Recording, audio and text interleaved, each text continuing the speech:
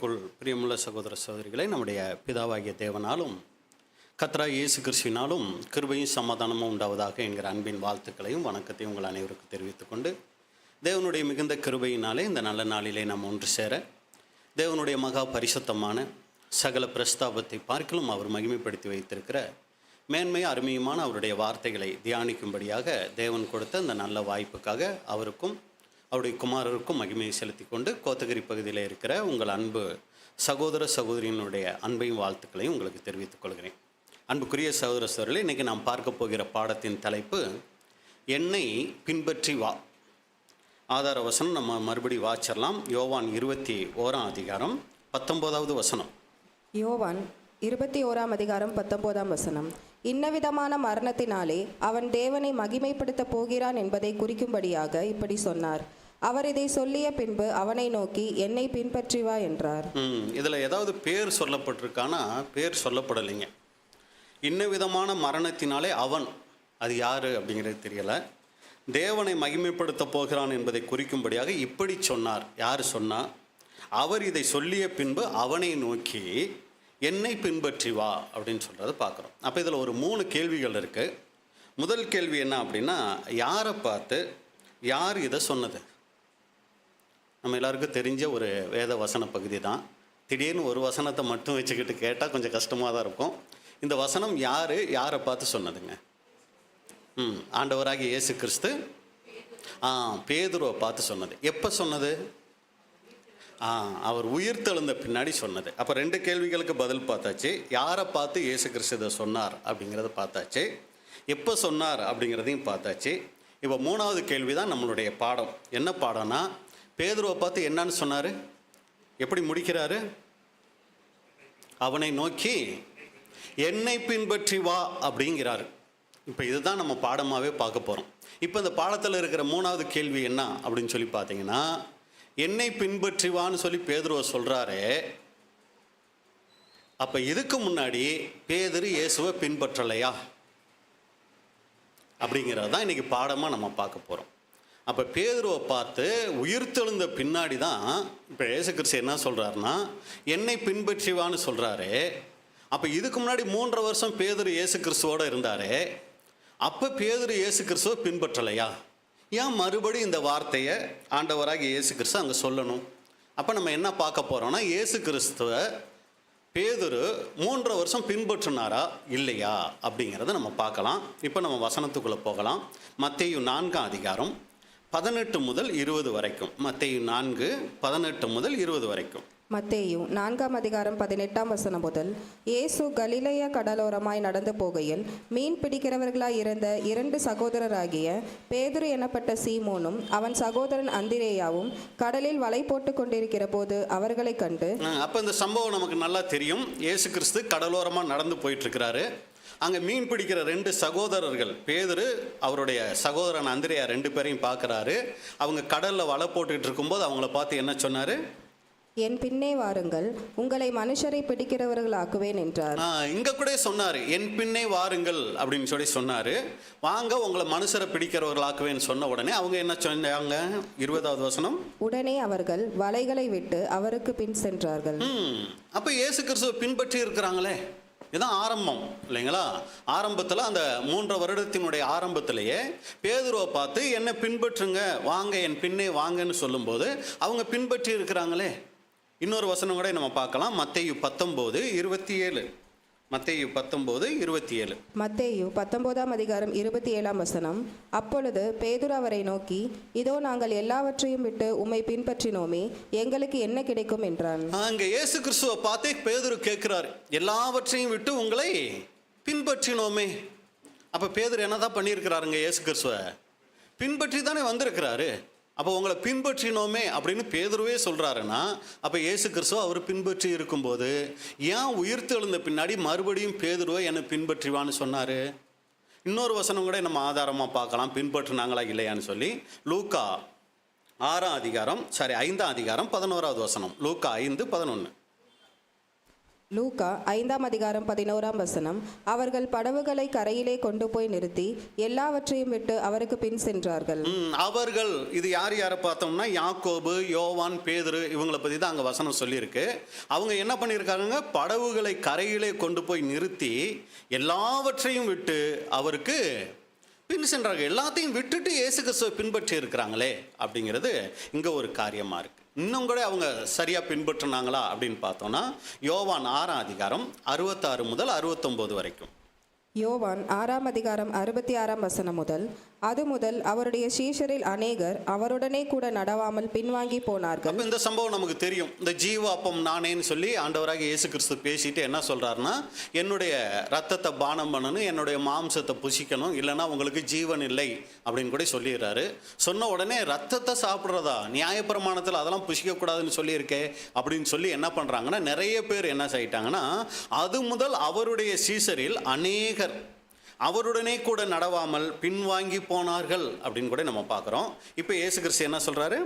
அப்பொழுது இயேசு 12 நோக்கி, நீங்களும் போய்விட மனதாய் இருக்கிறீர்களோ என்றார். சீமோன் பேதுரு அவருக்கு பிரதியுத்தரமாக, ஆண்டவரே, யாரிடத்தில் போவோம்? நித்திய ஜீவ வசனங்கள் உம்மிடத்தில் உண்டே. நீர் ஜீவனுள்ள தேவனுடைய குமாரனாகிய கிறிஸ்து என்று நாங்கள் விசுவாசித்தும் அறிந்தும் இருக்கிறோம் என்றார். அப்போ நல்ல கவனிங்க அன்புக்குரிய சகோதர சகோதரிகளே. இங்கே பேதுரு என்ன சொல்கிறாருன்னா, அநேகர் பின்வாங்கி போனால் கூட நீங்கள் போயிட மனதாக இருக்கிறீங்களான்னு இயேசு கிறிஸ்து கேட்கும்போது சீமோன் பேதுரு அவருக்கு பிரதியுத்தரமாக, ஆண்டவரே, யாரிடத்தில் போவோம்?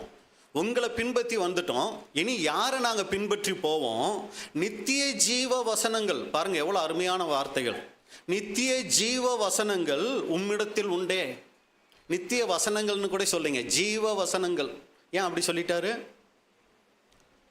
நம்ம படிக்கிற இந்த வேதத்தில் வசனங்களுக்கு என்ன இருக்குங்க? ஜீவன் இருக்கு, அதுல உயிர் இருக்குங்க. உயிர் இருக்க பொருளுக்கு என்ன இருக்கும்? ஒவ்வொரு நாளும் ஒரு உயிருள்ள பொருள், ஒரு உயிர் இல்லாத பொருள். உயிருள்ள பொருளுக்கும் உயிரில்லாத பொருளுக்கும் என்ன வித்தியாசம்?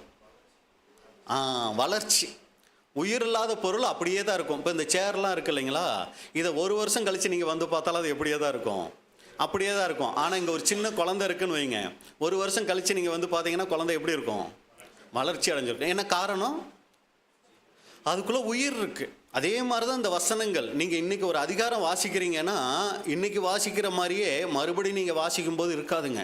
அதுக்குள்ளே என்ன வந்திருக்கும் தெரியுங்களா? வளர்ச்சி வந்திருக்குங்க. அந்த வசனம் நம்ம ஆரம்பத்தில் புரிஞ்சுக்கிட்ட மாதிரி இப்போ இருக்காது. நம்ம ஆவிக்குரிய ஜீவத்தில் வளர வளர நம்ம படிக்கிற வேத வார்த்தைகளும் வளர்ந்துக்கிட்டே இருக்குங்க. நீங்கள் ஒரு வார்த்தை, ஒரு வசனத்தை படித்து அதுக்கு கீழ்ப்படியும் போது மறுபடியும் அந்த வசனத்தை படிக்கும்போது இன்னும் அதில் வளர்கிறதுக்கான விஷயங்கள் தேவன் வச்சுருப்பாருங்க. ஏன்னா வசனங்களுக்கு வளர்ச்சி இருக்குங்க. அதனால தான் அதை பாருங்க, பேதுரு நல்லா தெளிவாக புரிஞ்சிருக்கிறாரு. நித்திய என்னன்னைக்கும் அழியாத, அடுத்து உயிருள்ள அந்த ஜீவ வார்த்தைகள் யாருக்கிட்ட இருக்கு?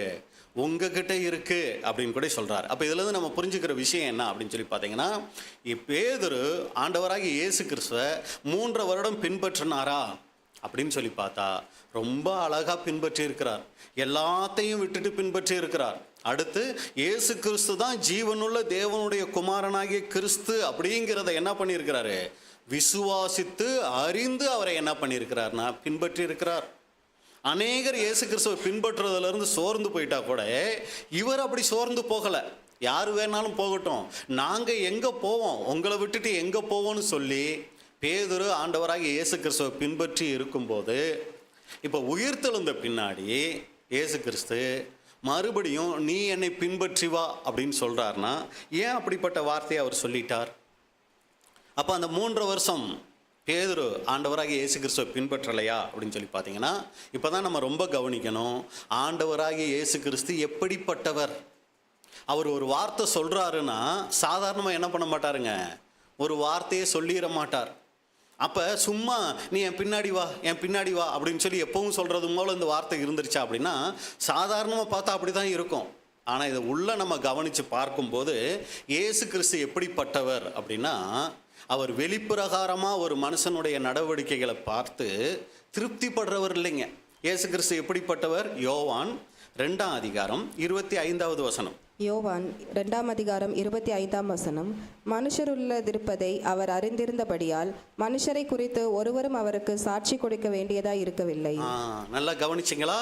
மனுஷர் உள் இருப்பதை, மனுஷருக்கு உள்ள இருக்கிறத ஆண்டவராகிய இயேசு கிறிஸ்து அறிஞ்சிருந்தபடியால் மனுஷரை குறித்து ஒருவரும் அவருக்கு சாட்சி கொடுக்க வேண்டி இருந்தது இல்லை. இன்னைக்கு நமக்கு ஒரு மனுஷருக்கு உள்ள இருக்கிறது என்னன்னு தெரியாது. அதனால என்னதான் பண்ணணும், மற்றவங்க கூட்டிக்கிட்டு வந்து சாட்சி கொடுக்கணும். பிரதர், இவர் இப்படிப்பட்டவர் தெரியுங்களா, இவர் நல்ல ஊழியம் செய்யக்கூடியவர், ஒரு நல்ல சகோதரன், இப்படியெல்லாம் சாட்சி கொடுக்கணும் நமக்கு. ஏன் அப்படின்னா நமக்கு உள்ள என்ன இருக்குன்னு தெரியாது. ஆனால் இயேசு கிறிஸ்துக்கு அப்படி இல்லை. ஒருத்தரை பார்த்த உடனே ஸ்கேன் பண்ணிடுவார், இவங்க யார், எப்படிப்பட்டவங்கன்னு. யாரும் அவரை பற்றி மற்றவங்களை பற்றி அவருக்கு சாட்சி கொடுக்க வேண்டிய அவசியம் இல்லை. அடுத்து நீங்கள் பார்த்தீங்கன்னா இதை இன்னொரு மொழிபெயர்ப்பில், எந்த மனிதனை பற்றியும் அவருக்கு யாரும் எதுவும் சொல்ல வேண்டிய அவசியம் இருக்கவில்லை. யாரும் ஒரு மனுஷனை பற்றி இயேசு கிறிஸ்துக்கிட்ட சொல்ல வேண்டிய அவசியம் இருக்கலையாம். அவர்களுடைய இதயத்தில் என்ன இருந்தது என்று அவருக்கு தெரிந்திருந்தது. முன்னாடியே அவருக்கு எல்லாமே தெரியும் அப்படின்னு கூட பார்க்குறோம். இன்னொரு வசனம் பாருங்க, மத்தேயு 9:3-4. மத்தேயு 9:3 முதல், அப்பொழுது வேதபாரகரில் சிலர் இவன் தேவதூஷணம் சொல்லுகிறான் என்று தங்கள் உள்ளத்தில் சொல்லிக் கொண்டார்கள். வெளியில சொல்லலை, மூஞ்சுக்கு முன்னாடி வந்து தேவதூஷணம் பேசுறீங்கன்னு சொல்லலை. அவங்க என்ன பண்ணாங்கன்னா உள்ளத்துக்குள்ள சொல்லி கொண்டார்கள். இப்போ நம்மளே இங்கே இருக்கிறோம், ஒருத்தரை பற்றி இன்னொருத்தர் ஏதாவது ஒன்று நினச்சிக்கிட்டு இருக்கோன்னா யாருக்கும் தெரியாது இல்லைங்களா? இப்போ பேசுகிறவரையே நீங்கள் வந்து எப்போ தான் அவர் முடிப்பாரோ அப்படின்னு நினச்சா எனக்கு ஏதாவது தெரிய போதா? தெரியாது இல்லைங்களா? அந்த மாதிரி நம்ம நினச்சிக்கிட்டு இருப்போம். ஆனால் இயேசு கிறிஸ்துவை பற்றி ஒருத்தர் தப்பாக நினைக்கிறாங்க. ஆனால் அவர் என்ன சொல்கிறார் பாருங்க, 4வது வசனம். இயேசு அவர்கள் நினைவுகளை அறிந்து, நீங்கள் உங்கள் இருதயங்களில் பொல்லாதவைகளை சிந்திக்கிறது என்ன? அவங்க நினைவுகளை அறிந்து உங்கள் இருதயங்களில், யாருக்குமே தெரியாது, ஆனால் நீங்கள் மனசுக்குள்ள இப்படிப்பட்ட பொல்லாதவைகளை சிந்திக்கிறது என்ன அப்படின்னு சொல்லி கேட்குறத நம்ம பார்க்குறோம். அப்போ அன்புக்குரிய சகோதர சகோதரிகளே, இதிலேருந்து நம்ம புரிஞ்சுக்கிற விஷயம் என்ன அப்படின்னு சொல்லி நீங்கள் பார்த்தீங்கன்னா, ஆண்டவராகிய இயேசு கிறிஸ்து ஒரு மனிதனுடைய வெளிப்பிரகாரமான காரியங்களை கவனிக்கிறத காட்டிலும் இருதய பிரகாரமான சிந்தையில் அவங்க எப்படிப்பட்டவர்களாக இருக்கிறாங்கங்கிறதுல தான் அதிக கவனம் அங்கே வைக்கிறார் அப்படின்னு கூட நம்ம பார்க்குறோம்.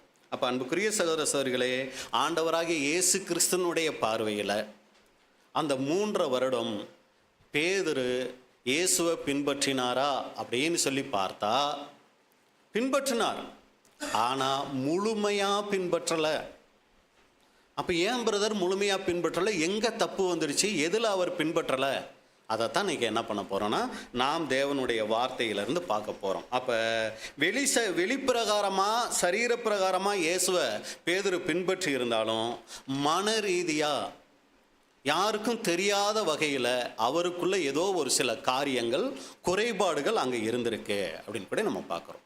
அப்போ பேதுருவை குறித்து நம்ம பார்க்கும்போது, ஆண்டவராகி இயேசு கிறிஸ்துவால் அழைக்கப்பட்டிருந்தும் இயேசு அழைத்த உடனே எல்லாத்தையும் விட்டுட்டு அவரை பின்பற்றி இருந்தாலும், அநேகர் அவரை விட்டு பின்வாங்கி போனாலும் பின்பற்றாமல், ஆனால் இவர் நித்திய ஜீவ வசனங்கள் உம்மிடத்தில் உண்டு அப்படின்னு சொல்லி பின்பற்றி இருந்தாலும், ஆண்டவராகிய இயேசு கிறிஸ்து தேவனுடைய குமாரன் அப்படிங்கிற வெளிப்பாடை பெற்றிருந்தாலும், இன்னும் கூட நம்ம சொல்லணும்னா பரலோக ராஜ்யத்தின் திறவுகோள்களை இயேசு கிறிஸ்துக்கிட்ட இருந்து அவர் பெற்றிருந்தாலும், ஆண்டவராகிய இயேசு கிறிஸ்துவோடு பிதாவாகிய தேவனோடு அங்கே உடன்படிக்கை செய்திருந்தாலும், ஆண்டவராகிய இயேசு கிறிஸ்துனுடைய போதனைகளை நேரடியாக கேட்டுக்கிட்டு இருந்தாலும், ஊழியம் செஞ்சுக்கிட்டு இருந்தாலும், அற்புதங்கள் பார்த்தாலும் அற்புதங்கள் செய்து கொண்டு இருந்திருந்தாலும், இதெல்லாம் என்னங்க, நம்ம வெளிப்பிரகாரமாக பார்த்து ஒருத்தரை தீர்ப்பு செய்கிற காரியங்கள்.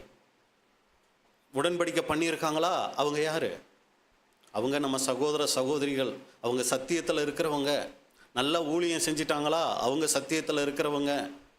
இதெல்லாம் நம்ம என்ன பண்ணுவோம்னா, இது போன்ற காரியங்களை எல்லாம் நம்ம பார்த்து அவங்க சத்தியத்தில் இருக்கிறவங்கன்னு முடிவு பண்ணுவோம். இப்போ பேதுருக்கிட்ட இதெல்லாம் நம்ம பார்த்தோமே, அவரும் இயேசுவால் அழைக்கப்பட்டிருந்தார், எல்லாத்தையும் விட்டுட்டு வந்துட்டார். அப்படி கூட நம்மளையெல்லாம் சொல்ல முடியாது. அவர் தன்னுடைய தொழிலே என்ன பண்ணிட்டாருங்க, வேண்டாம், எனக்கு இந்த தொழிலே வேணாம், இயேசு கிறிஸ்து போதும்னு சொல்லி தொழிலையே விட்டுட்டு அவர் வந்திருக்கிறாரு. அடுத்து இயேசு கிறிஸ்து ஜீவனுள்ள தேவனுடைய குமாரன்கிற வெளிப்பாடை யார் அவருக்கு கொடுத்துட்டா? பிதாவாகிய தேவனே அவருக்கு கொடுத்துட்டாரு. எவ்வளோ பெரிய ஆசீர்வாதம் பாருங்க. அடுத்து இயேசு கிறிஸ்து அவர் இந்த வெளிப்பாடை பெற்ற உடனே, நீ சாதாரண ஆள் இல்லைப்பா, புடி, அதாவது புரிஞ்சுக்கிறதுக்காக சொல்கிறேன், பரலோக ராஜ்யத்தின் திறவுகோள்களை என்ன பண்ணுறேன், உனக்கு நான் கொடுக்க போகிறேன். எனக்கு அப்புறம் யூதர்களை சத்தியத்துக்குள்ளே வழி நடத்துறதும் புறஜாதிகளை சத்தியத்தில் வழி நடத்தக்கூடிய அந்த அதிகாரம் உனக்கு நான் கொடுக்குறேன். அதான் அந்த திறவுகோள்கள். நான் உனக்கு கொடுக்குறேன்னு சொல்லி என்ன பண்ணுறாருன்னா அவ்வளோ பெரிய ஒரு ஆசீர்வாதத்தை அவருக்கு கொடுத்துருந்தாலும், நிறைய அற்புதங்கள் பேதுரும் கூட செஞ்சுருப்பார், நிறைய அற்புதங்கள் இயேசு கிறிஸ்து செய்கிறத பார்த்துருப்பார். இப்படி எல்லாம் இருந்துட்டாலும் அன்புக்குரிய சகோதர சகோதரிகளே, நல்லா நம்ம கவனிக்க வேண்டிய விஷயம், ஆண்டவராகிய இயேசு கிறிஸ்துவினுடைய பார்வையில் பேதுரு முழுமையாக இயேசு கிறிஸ்துவை என்ன பண்ணலைங்க, பின்பற்றலை. அநேக மாற்றங்கள் பேதுருக்குள்ளே வந்துட்டது என்னமோ உண்மைதான், அதெல்லாம் ரொம்ப ரொம்ப அவசியம். ஆனால் இது போதுமா அப்படின்னு சொல்லி பார்த்தா இது போதுமானது அல்ல. இன்னும் கூட பேதுருவை குறித்து சொல்லணும்னா, பிதாவிடமிருந்து நேரடியாக வெளிப்பாடை பெற்றுக்கிட்டு மறுரூப மலையில் 3 பேர் தான் மேக்சிமம். நீங்கள் பார்த்தீங்கன்னா முக்கியமான இடத்துக்கெல்லாம் ஒரு 3 பேரை தான் கூட்டிகிட்டு போவார். அதில் ஒருத்தர் யாருங்க, பேதுரு. அப்போ அந்த மாதிரி ஒரு முக்கியமான ஒரு பிரபலமான ஒரு நபராக பேதுரு இருந்துட்டாலும் கூட இது இயேசு கிறிஸ்துவை பின்பற்றுகிறதுக்கான முழுமையான அடையாளம் இல்லை. எல்லாம் கவனிக்கிறீங்களா? இது முழுமையான அடையாளம் இல்லை. நம்ம என்ன தெரியுங்களா நினச்சிடறோம், இந்த அடையாளங்களை வைத்துக்கொண்டு இந்த பிரதரா இந்த சிஸ்டரா இவங்க ஒரு சரியான சத்தியத்துக்கு சாட்சியாக இருக்கிறாங்கன்னு நம்ம முடிவு பண்ணிடுவோம். அப்போ இதிலிருந்து நமக்கு என்ன பாடம் அப்படின்னா, நம்மளும் கூட இப்போ என்ன எடுக்கிறோம், எல்லாரும் உடன்படிக்கை செஞ்சுருக்கோமா, பாஸ் மார்க் தான். வார வாரம் சரியாக சபைக்கு வந்துடுறோமா, ஏதோ அப்பப்போ அப்படி மிஸ் ஆனாலும் மேக்சிமம் வந்துடுறோம் பிரதர், அதுலேயும் நம்ம டிக்கு தான் இல்லைங்களா? இயேசு கிறிஸ்து யார், பிதாவாகிய தேவன் யாருங்கிறத அறிவெல்லாம் நல்லா பெற்றிருக்கிறோமா? சகோதர சகோதரிகள் மத்தியில் ஓரளவுக்கு பிரபலமாக இருக்கிறோமா? இதெல்லாம் முக்கியம், இதெல்லாம் நல்லது தான். டெய்லி வேதம் வாசிக்கிறோமா, டெய்லி ஜெபம் பண்ணுறோமா? இப்போ மட்டும் கொஞ்சம் தலை கம்மியாக ஆடுற மாதிரி இருக்குது, அப்படியெல்லாம் இல்லை இல்லைங்களா? சரி, இதெல்லாம் நம்ம செய்து கொண்டு இருக்கிறது ரொம்ப அவசியம், இதெல்லாம் நல்ல விஷயங்கள். ஆனால் இது போதுமா அப்படின்னா, வெளிப்பிரகாரமாக பார்க்குறவங்களுக்கு இது இருந்தால் போதுங்க. ஆனால் இதுக்கு மேலேயும் இயேசு கிறிஸ்துவை பின்பற்றுகிறதுக்கு வேறு சில காரியங்கள் நம்முடைய வாழ்க்கையில் இருக்கணும். அன்புக்குரிய சகோதர சகோதரிகளே, இங்கே ஆண்டவராகிய இயேசு கிறிஸ்து உயிர் தெழுந்து 2வது தடவை பேதுருவை பார்த்து என்னை பின்பற்றி வா அப்படின்னு சொல்கிறாருன்னா, பேதுரு ஆண்டவராகிய இயேசு கிறிஸ்துவை பின்பற்றினது உண்மை. ஆனால் அதில் ஏதோ ஒரு சில குறைவுகள் அங்கே இருந்திருக்கணும். அதனால தான் மறுபடியும் இந்த வார்த்தையை அங்கே சொன்னார் அப்படின்னு கூட பார்க்குறோம். இப்போ பேதுரு அதெல்லாம் உள்வாங்கிட்டார். உயிர் தெழுந்து என்னை பின்பற்றுவான்னு சொன்ன உடனே பேதுரு அதையெல்லாம் உள்வாங்கி, இதுக்கப்புறம் பெந்தெகோஸ்தே நாளில் பரிசுத்த ஆவியை பெற்றுக்கொண்ட பின்னாடி தன்னுடைய குறைவுகள் என்னென்ன அப்படிங்கிறத எல்லாம் நல்லா உணர்ந்துட்டார். இப்போ உணர்ந்த பின்னாடி அவர் என்ன பண்ணுறாருனா, தன்னை குறித்து ஒரு சரியான சாட்சி அங்கே கொடுக்குறாரு. வசனம் நம்ம வாசிக்கலாம். 2 பேதுரு 1:13-14. 2 பேதுரு 1:13 முதல், நம்முடைய கர்த்தராகிய இயேசு கிறிஸ்து எனக்கு அறிவித்தபடி நான் என் கூடாரத்தை விட்டு போவது சீக்கிரத்தில் நேரிடும் என்று அறிந்து. இப்போ புரிஞ்சிட்டாரு, தன்னுடைய இந்த பூமிக்குரிய ஓட்டம் முடிவுக்கு வரப்போகுது அப்படிங்கிறத புரிஞ்சிட்டாரு. அதுதான் சொல்றாரு, நான் இந்த கூடாரத்தை விட்டு போவது சீக்கிரத்தில் நேரிடும் என்று அறிந்து இந்த கூடாரத்தில் நான் இருக்கும் அளவும் உங்களை நினைப்பூட்டி எழுப்பிவிடுவது நியாயமென்று எண்ணுகிறேன். அப்போ நிறைய அந்த நிருபத்தில் நிறைய காரியங்கள் பேசுகிறாரு. நம்ம இதை மட்டும் நம்ம பார்க்குறோம்.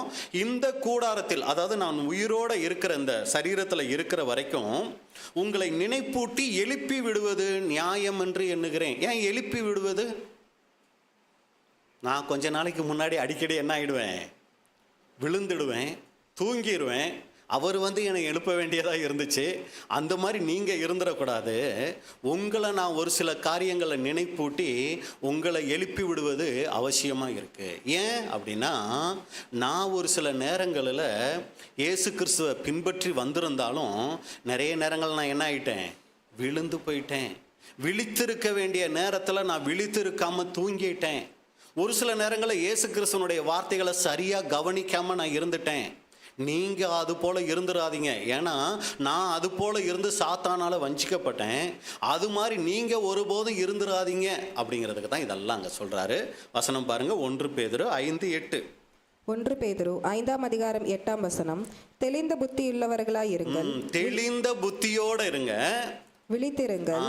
விழித்திருங்கள். ஏனெனில், ஏன் அப்படின்னா, உங்கள் எதிராளியாகிய பிசாசானவன் கர்ஜிக்கிற சிங்கம் போல் எவனை விழுங்கலாமோ என்று வகை தேடி சுற்றி திரிகிறான். என்னையும் சுற்றி திரிஞ்சா நான் ஒரு சில நேரங்களில் விழுந்து போனேன். ஏன் தெரியுங்களா? வேதத்தில் அப்போஸ்தலர்கள் எல்லார்லேயும் யாரை நம்ம அதிகமாக பின்பற்றுறதுக்கு ஒரு சரியான முன்மாதிரி யார் தெரியுங்களா? பேதுரு தாங்க. நம்மளை நிறைய நேரங்களில் பேதுருக்கிட்ட பார்க்கலாங்க. ஏன்னா அப்போஸ்தலன் பேதுருக்கிட்டையெல்லாம் நம்ம நிறைய விஷயங்கள் நம்மளை ஒப்பிட்டு பார்க்க முடியாதுங்க. ஏன்னா அவர்கிட்ட நிறைகள் மட்டும்தான் அதிகமாக வேதத்தில் பதிவாக இருக்குது. ஆனால் பேதுருவை நீங்கள் பார்த்தீங்கன்னா நிறைய விழுகைகள் அவருக்குள்ளே இருக்குங்க. இதெல்லாம் எதுக்கு தெரியுங்களா? அவர் ஏதோ தப்பாக பேசுகிறதுக்கு இல்லை. நம்ம நிறைய நேரங்களில் தவறி போகும்போது பேதுரு நமக்கு ஒரு பூஸ்டாக இருக்கார். நான் கூட அப்படித்தாங்க இருந்தேன். நான் கூட இப்போ இயேசு கிறிஸ்துவை இந்த மாதிரி பின்பற்றுறதுக்குரியவனா மாற முடியும்னா நீங்களும் கூட மாறலாம் அப்படிங்கிறதுக்கு நம்மளை பூஸ்ட் பண்ணுறதுக்கு உற்சாகப்படுத்துறதுக்கு பேதுரு ஒரு மிகப்பெரிய ஒரு முன்மாதிரிங்க. வேதத்தில் நம்ம பார்க்குற 12 அப்போஸ்தலர்களில் பேதுருவினுடைய வாழ்க்கையை நீங்கள் நல்லா ஒவ்வொரு பகுதியாக நீங்கள் கவனிச்சிங்கன்னு வைங்களேன், அவர்கிட்ட இருந்து நம்ம நிறைய பாடங்கள் கற்றுக்கிட்டு நம்ம சோர்ந்து போகாமல் அந்த ஆவிக்குரிய ஓட்டத்தை ஓடுறதுக்கு ரொம்ப படிப்பினைகள் அவர்கிட்ட அங்கே இருக்குங்க. அப்போ அன்புக்குரிய சகோதர சகோதரிகளே, இங்கே பேதுரு என்ன பண்ணுறாருனா தெளிவடைஞ்சிட்டாரு. அதுக்கப்புறம் அவர் என்ன பண்ணார்னா நிருபங்கள் மூலமாக நமக்கு நிறைய ஆலோசனைகள் அங்கே கொடுக்கறத பார்க்குறோம். சரி, இப்போ நம்மளுடைய கேள்வி என்னன்னா, அந்த 3 வருடத்தை குறித்து தான் இப்போ நம்ம பார்க்க போகிறோம். அந்த 3 வருடம் பேதுரு இயேசுவை பின்பற்றி வந்தோம். அவர்கிட்ட ஏதோ ஒரு சில குறைவுகள் இருந்திருக்கு. அதனால தான் இப்போ இயேசு கிறிஸ்து என்ன சொல்கிறாருன்னா, பேதுரு இந்த 3 வருஷம் நீ பின்பற்றினது சரி, ஆனால் இப்போ இனி வரும் நாட்களில் சரியா என்னை பின்பற்றி வா அப்படிங்கிறதுக்கு தான் அந்த வார்த்தையை கூட அங்கே சொல்லிட்டார் அப்படின்னு கூட நம்ம பார்க்குறோம். அப்போ என்ன குறைவுகள் பேதுருக்கிட்ட அங்கே இருந்திருக்கிறதுக்கு வாய்ப்புகள் இருக்குது அப்படின்னு சொல்லி நம்ம பார்த்தோம்னா, அன்புக்குரிய சகோதர சகோதரிகளே, ஆண்டவராகிய இயேசு கிறிஸ்துவை பின்பற்றணும்னா அதுக்கு ஒரு சட்டம் இருக்குங்க. அந்த சட்டத்தின்படி நம்ம இயேசு கிறிஸ்துவை பின்பற்றினாதான் நாம் மனவாட்டி வகுப்பாராக மாற முடியும், சபை வகுப்பாராக ஆக முடியும். அந்த சட்டத்தின்படி நம்ம பின்பற்றாமல் வேற எந்த வகையில் நம்ம இயேசு கிறிஸ்துவை பின்பற்றினாலும் அது முழுமை அடையாது. அப்போ என்ன அந்த சட்டம்? ஆண்டவராக இயேசு கிறிஸ்துவை பின்பற்றுறதுக்கு அந்த சட்டம் அது என்னது அப்படின்னு சொல்லி நீங்கள் பார்த்தீங்கன்னா, லூக்கா 9ஆம் அதிகாரம் 23வது வசனம். லூக்கா 9ஆம் அதிகாரம் 23ஆம் வசனம். பின்பு அவர் எல்லாரையும் நோக்கி, ஒருவன் என் பின்னே வர விரும்பினால் அவன் தன்னைத்தான் வெறுத்து தன் சிலுவையை அனுதினமும் எடுத்துக்கொண்டு என்னை பின்பற்ற கடவன். அன்புக்குரிய சகோதர சகோதரிகளே, இதுதான் நமக்கு கொடுக்கப்பட்டிருக்கிற சட்டம். இந்த சட்டத்தின்படி நம்ம இயேசு கிறிஸ்துவை பின்பற்றினாதான் நம்ம அந்த முழுமைக்குள்ளே போக முடியுமே ஒழிய, இந்த சட்டத்தை மீறி இல்லைன்னா இந்த சட்டம் இல்லாமல் நம்ம இயேசு கிறிஸ்துவை பின்பற்றுகிறவர்களாக இருந்துட்டோம் அப்படின்னா அது ஒரு முழுமை அடையாது. மறுபடியும் நம்மளை பார்த்து நீ என்னை பின்பற்றிவான்னு அவர் சொல்ல வேண்டியது இருக்கும். அப்போ என்ன அந்த 3 காரியங்கள்னு இங்கே பார்த்தீங்கன்னா, முதலாவது தன்னைத்தான் வெறுக்கணும், 2வது தன் சிலுவையை எடுக்கணும், 3வது அனுதினமும் பின்பற்றணும். இதுதான் அந்த சட்டம். நமக்கு ரொம்ப தெரிந்த ஒரு வசன பகுதி தான் இது. ஆனால் இந்த சட்டத்தின்படி நாம் இன்னைக்கு இயேசு கிறிஸ்துவை பின்பற்றிக்கிட்டு இருக்கிறோமா? பேதுருவும் கூட இந்த சட்டத்தை தெரிஞ்சிருந்தாரு. ஆனால் இதன்படி இயேசு கிறிஸ்துவை பின்பற்றினாரா அப்படிங்கிறது தான் என்ன பண்ண போகிறோன்னா, அன்புக்குரிய சகோதரர்களே, இந்த வசனத்தை மையமாக வைத்து பேதுருவினுடைய வாழ்க்கையில் பேதுரு இயேசு கிறிஸ்துவை முழுமையாய் பின்பற்றினாரா அப்படிங்கிறத என்ன பண்ண போகிறோன்னா நம்ம பார்க்க போகிறோம். பார்க்கலாங்களா? யாருக்காவது அப்படியே தூக்கம் வர மாதிரி அப்படி ஏதாவது இருக்கா? சரி பண்ணிக்கங்க. சரி, இப்போ நம்ம என்ன பண்ண போகிறோன்னா முதல் சம்பவத்துக்குள்ளே போகிறோம். பேதுரு இயேசு கிறிஸ்துவை முழுமையாய் பின்பற்றினாரா அப்படிங்கிறதுக்கு முதல் சம்பவம் நம்ம பார்க்கலாம். மத்தேயு 19ஆம் அதிகாரம் 27வது வசனம். மத்தேயு 19ஆம் அதிகாரம் 27ஆம் வசனம். அப்பொழுது பேதுரு அவரை நோக்கி, இதோ நாங்கள் எல்லாவற்றையும் விட்டு உம்மை பின்பற்றினோமே, எங்களுக்கு என்ன கிடைக்கும் என்றார். இதுதான் அன்புக்குரிய சகோதர சகோதரிகளே முதல் காரியம். பேதுரு இயேசு கிறிஸ்துவை பின்பற்றி வந்தால் கூட அவர் முழுமையாக பின்பற்றலை அப்படின்னு எதை சொல்கிறோம் அப்படின்னு சொல்லி நீங்கள் பார்த்தீங்கன்னா, இங்கே இயேசு கிறிஸ்துவை பின்பற்றும் போது அவர் சொல்லிட்ட ஒரு வார்த்தை என்னன்னா, என்னதுங்க? எங்களுக்கு என்ன கிடைக்கும். இந்த ஒரு எண்ணத்தோடு இயேசு கிறிஸ்துவை என்ன பண்ணியிருக்கிறார்? அவர் அந்த 3 வருஷம் பின்பற்றி இருக்கிறார். அப்போ நம்மளுடைய அந்த சட்டம் என்ன அப்படின்னு சொல்லி பார்த்தீங்கன்னா, சட்டத்தினுடைய முதல் பகுதியே என்னது? இயேசு கிறிஸ்துவ ஒருத்தர் பின்பற்றணும்னா தன்னைத்தான் வெறுக்கணும். அப்போ இவர் தன்னைத்தான் வெறுத்து இயேசு கிறிஸ்துவை பின்பற்றி இருந்தார்னா எந்த கேள்வி கேட்டிருக்க மாட்டார்? எனக்கு என்ன கிடைக்கும் அப்படின்னு என்ன பண்ணியிருக்க மாட்டார்னா கேட்டிருக்க மாட்டார். இப்போ இங்கே பேதுருக்குள்ளே இருந்துட்ட அந்த சிந்தையில் இருந்துட்ட சுபாவம் என்ன அப்படின்னு சொல்லி பார்த்தீங்கன்னா, சுயநலம். இன்னொரு வகையில் சொல்லணும்னா நிபந்தனையின் பேரில் அன்பு கூறுதல், இது பேதுருக்குள்ளே அங்கே இருந்துச்சு அப்படின்னு கூட நம்ம பார்க்குறோம். இப்போ நமக்குள்ளே நம்ம வந்துடலாம். நமக்கான பாடம் இதில் என்னங்க, நம்மளும் கூட ஆண்டவராகி இயேசு கிறிஸ்துவை பின்பற்ற வந்துட்டோமே, சுயநலத்தோடு அவரை பின்பற்றுறோமா? நம்ம ஏற்கனவே ஒரு பாடமே எடுத்தோம், என்ன தேடுகிறீர்கள்னு ஒரு பாடம் எடுத்தோம். அதை நீங்கள் நிறைய பேர் கேட்டிருக்க வாய்ப்பில்லை. இப்போ நம்ம அதுக்கான ஒரு காரியத்தை கூட சுருக்கமாக சொல்லலாம். அப்படின்னு சொல்லி பார்த்தீங்கன்னா, இன்றைக்கி இயேசு கிறிஸ்துவை பின்பற்றி நம்ம எல்லோரும் வந்திருக்கோம்ல. இப்போ இயேசு கிறிஸ்து நம்ம மத்தியில் வந்து நின்று, நீங்கள் எல்லோரும் பின்பற்றுறீங்க சரி, ஆனால் என்ன தான் நீங்கள் பின்பற்றினாலும் உங்களுக்கு சபை வாய்ப்பு கிடைக்காது அப்படின்னு சொன்னார்னா எத்தனை பேர் பின்பற்றுவோம்? இல்லைங்களா? அப்போ எனக்கு இயேசு கிறிஸ்துவை நான் இந்த மாதிரி சத்தியம் கேட்டு ஞானஸ்நானம் எடுத்து இந்த மாதிரி சபை கூடிகைக்கு வந்துக்கிட்டு இருந்தேன்னா எனக்கு கண்டிப்பாக என்ன கிடைக்கும்? சபை வாய்ப்பு கிடைச்சிரும் பிரதர் அப்படிங்கிற ஒரு எண்ணத்துக்காக இயேசு கிறிஸ்துவை பின்பற்றணும்னா அது முழுமையான பின்பற்றுதல் இல்லை. ஒரு லாப நோக்கத்தோடு பின்பற்றுற மாதிரி அது இருக்குது. நீங்கள் எனக்கு எது கொடுத்தாலும் சரி, எது கொடுக்கலனாலும் சரி, நான் பிதாவாகிய தேவனை அறிஞ்சுக்கிட்டேன், ஆண்டவராகி இயேசு கிறிஸ்துவை அறிஞ்சுக்கிட்டேன், அதுக்கு நான் என்ன பண்ணுவேன்? நான் இந்த உயிர் இருக்கிற வரைக்கும் நான் ஒரு உண்மையுள்ள வாழ்க்கை வாழ்வேன். பாருங்கள், பழைய ஏற்பாட்டு காலத்தில் யாருக்காவது தேவன் இந்த மாதிரி ஒரு இது கொடுத்துருந்தாரா? வாக்குத்தத்தம், நீங்கள் என்னை சரியாக பின்பற்றினா உனக்கு பரலோகம் தருவேன்னு பழைய ஏற்பாட்டில் யாருக்காவது சொல்லியிருந்தாருங்களா? இல்லை. ஆனால் யோபு என்ன பண்ணாராம்? எந்த எதிர்பார்ப்பும் இல்லை, உத்தமமாக அவரை பின்பற்றினாராம். எந்த எதிர்பார்ப்புமே அவர்கிட்ட இல்லையே. ஆபிரகாமுக்கு என்ன சொன்னார்? பின்பற்றினா உன் சந்ததியை நான் பெருக பண்ணுவேன்னு சொல்லியிருந்தார். மற்றபடி ஒரு மிகப்பெரிய ஆசீர்வாதத்தை அவருக்கு கொடுத்த மாதிரி, நம்ம பரலோக ஆசீர்வாதத்தை கொடுத்த மாதிரி தெரியலை. ஆனால் நிறைய யோசேப்பை எடுத்துக்குவோம். யோசேப்புக்கு என்னத்தை சொல்லியிருந்தாரு?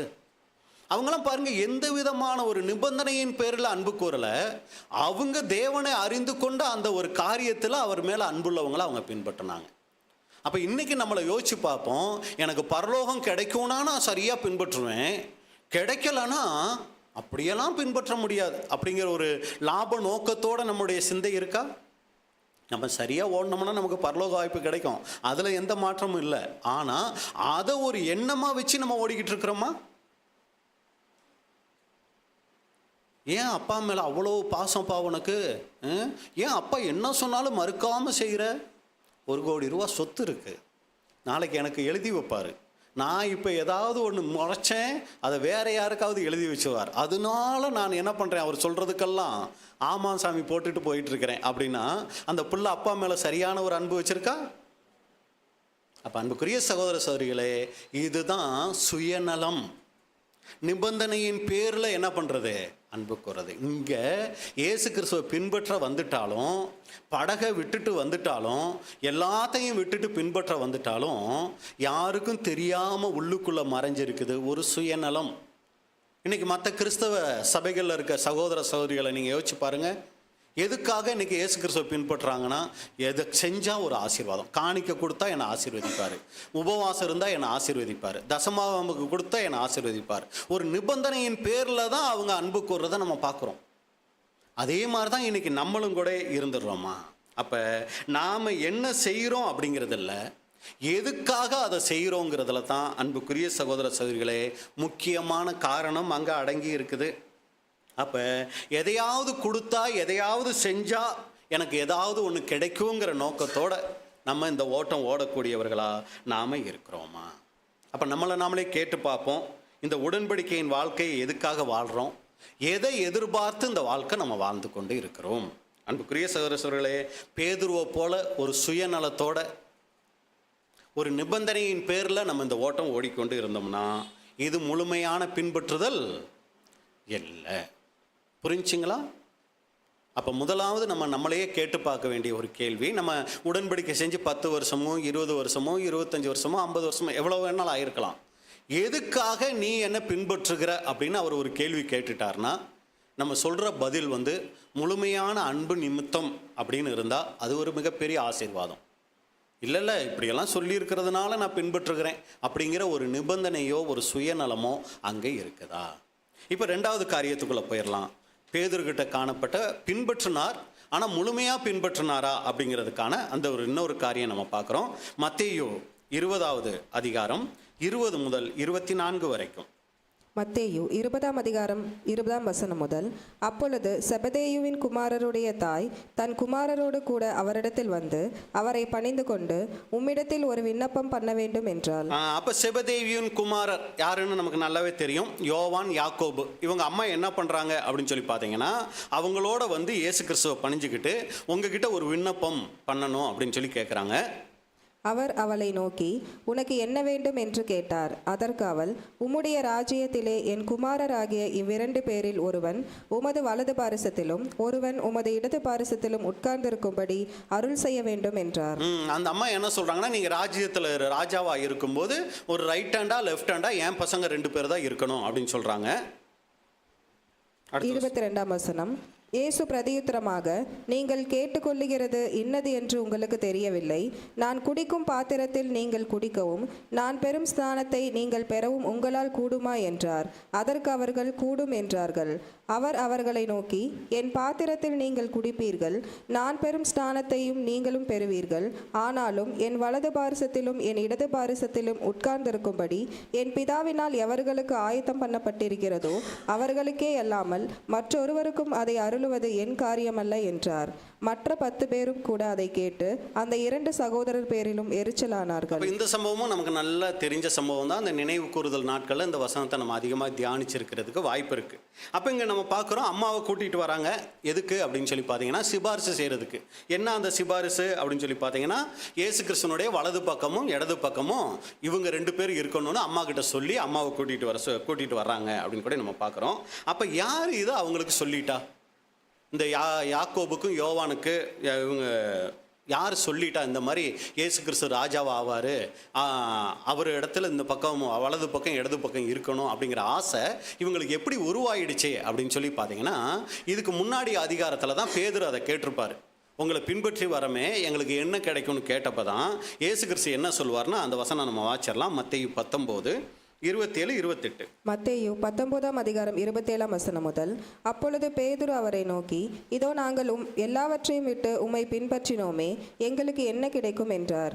அதற்கு இயேசு, மறுஜென்ம காலத்திலே மனுஷகுமாரன் தம்முடைய மகிமையுள்ள சிங்காசனத்தில் மேல் வீற்றிருக்கும் போது என்னை பின்பற்றின நீங்களும் இஸ்ரேலின் 12 கோத்திரங்களையும் நியாயம் தீர்க்கிறவர்களாக 12 சிங்காசனங்களில் மேல் வீற்றிருப்பீர்கள் என்று மெய்யாகவே உங்களுக்கு சொல்லுகிறேன். அப்போ அன்புக்குரிய சகோதரர்கள் நல்லா கவனிங்க. இங்கே நீங்கள் பார்த்தீங்கன்னா, பேதுரு என்ன எங்களுக்கு கிடைக்கும்னு கேட்ட உடனே என்ன கிடைக்குங்கிறத இயேசு கிறிஸ்து அங்கே சொல்கிறார்.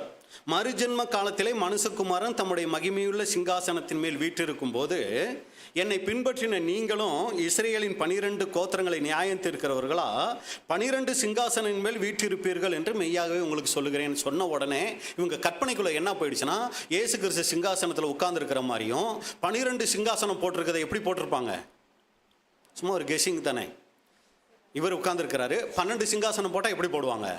இவர்லேருந்து இப்படியே போடுவாங்களான்னா 6 போடுவாங்க இல்லைங்களா? இந்த பக்கம் 6 இந்த பக்கம் 6 போடுவாங்கல்ல. அதில் இந்த ஃபஸ்ட்டு 2 சேர் இருக்குல்ல, இதில் நாங்கள் 2 பேர் இருக்கணும்னு இவங்க கெஸ் பண்ணிட்டாங்க.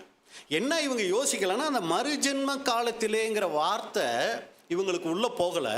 இவங்க என்ன யோசிச்சிட்டாங்கன்னா, இயேசு கிறிஸ்து இதுக்கப்புறம் ராஜாவாயிடுவார், ஏன்னா அவர் உயிர்த்தெழுந்த பின்னாடி கூட ராஜ்யத்தை இக்காலத்தில் எங்களுக்கு கொடுப்பீர் அப்படின்னு தான் கேட்டாங்க. அவங்க மைண்டு பூரா அப்போ ராஜாவாகணும் அப்படிங்கிற எண்ணம் தான், இயேசு கிறிஸ்து ராஜாவாகணுங்கிற எண்ணம் தான் இவங்களுக்கு இருந்துச்சு.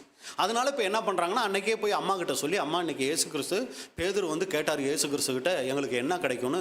என்ன தெரியுமா சொன்னார்? அவர் ராஜாவாக போகிறாராம்.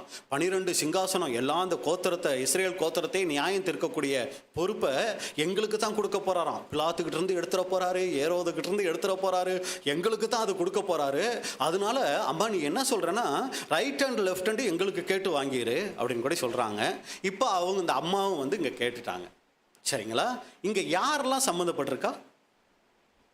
இயேசு கிறிஸ்து இருக்கிறாரு, அப்புறம் அந்த செபதேயு மிஸ்ஸஸ், அதாவது யோவான் யாக்கோபோட அம்மா, இவங்க 3 பேர். மொத்தம் எத்தனை பேருங்க? மொத்தம் 4 பேர் தான் இருக்கிறாங்க. ஆனால் நம்ம யாரை பற்றி பார்த்துட்டு இருக்கிறோம்? பேதுருவை பற்றி பார்த்துட்டு இருக்கோம். இங்கே பேதுருவே இல்லையே. இதில் பேதுருக்கிட்ட இருந்து நம்ம என்னத்தை கற்றுக்கிறது அப்படின்னு சொல்லி நீங்கள் பார்த்தீங்கன்னா, இதுலேயே நம்ம பார்த்தோம் இல்லைங்களா? மத்தேயு 20:24 இவங்க சொன்ன உடனே மீதி அந்த 2 பேர் சொன்ன உடனே இந்த 10 பேர் ஒரு சைடில் நின்னாங்க இல்லைங்களா, இந்த 10 பேர்த்தில் பேதுருவும் அடக்கம். இந்த 10 பேரை பற்றி சொல்லும்போது வசனம் நீங்கள் வாசிங்க. மத்தேயு 20:24. மத்தேயு 20:24. மற்ற 10 பேரும் அதை கேட்டு அந்த 2 சகோதரர் பேரிலும் எரிச்சலானார்கள். இங்கே தான் பேதுரு வந்திருக்கிறாருங்க.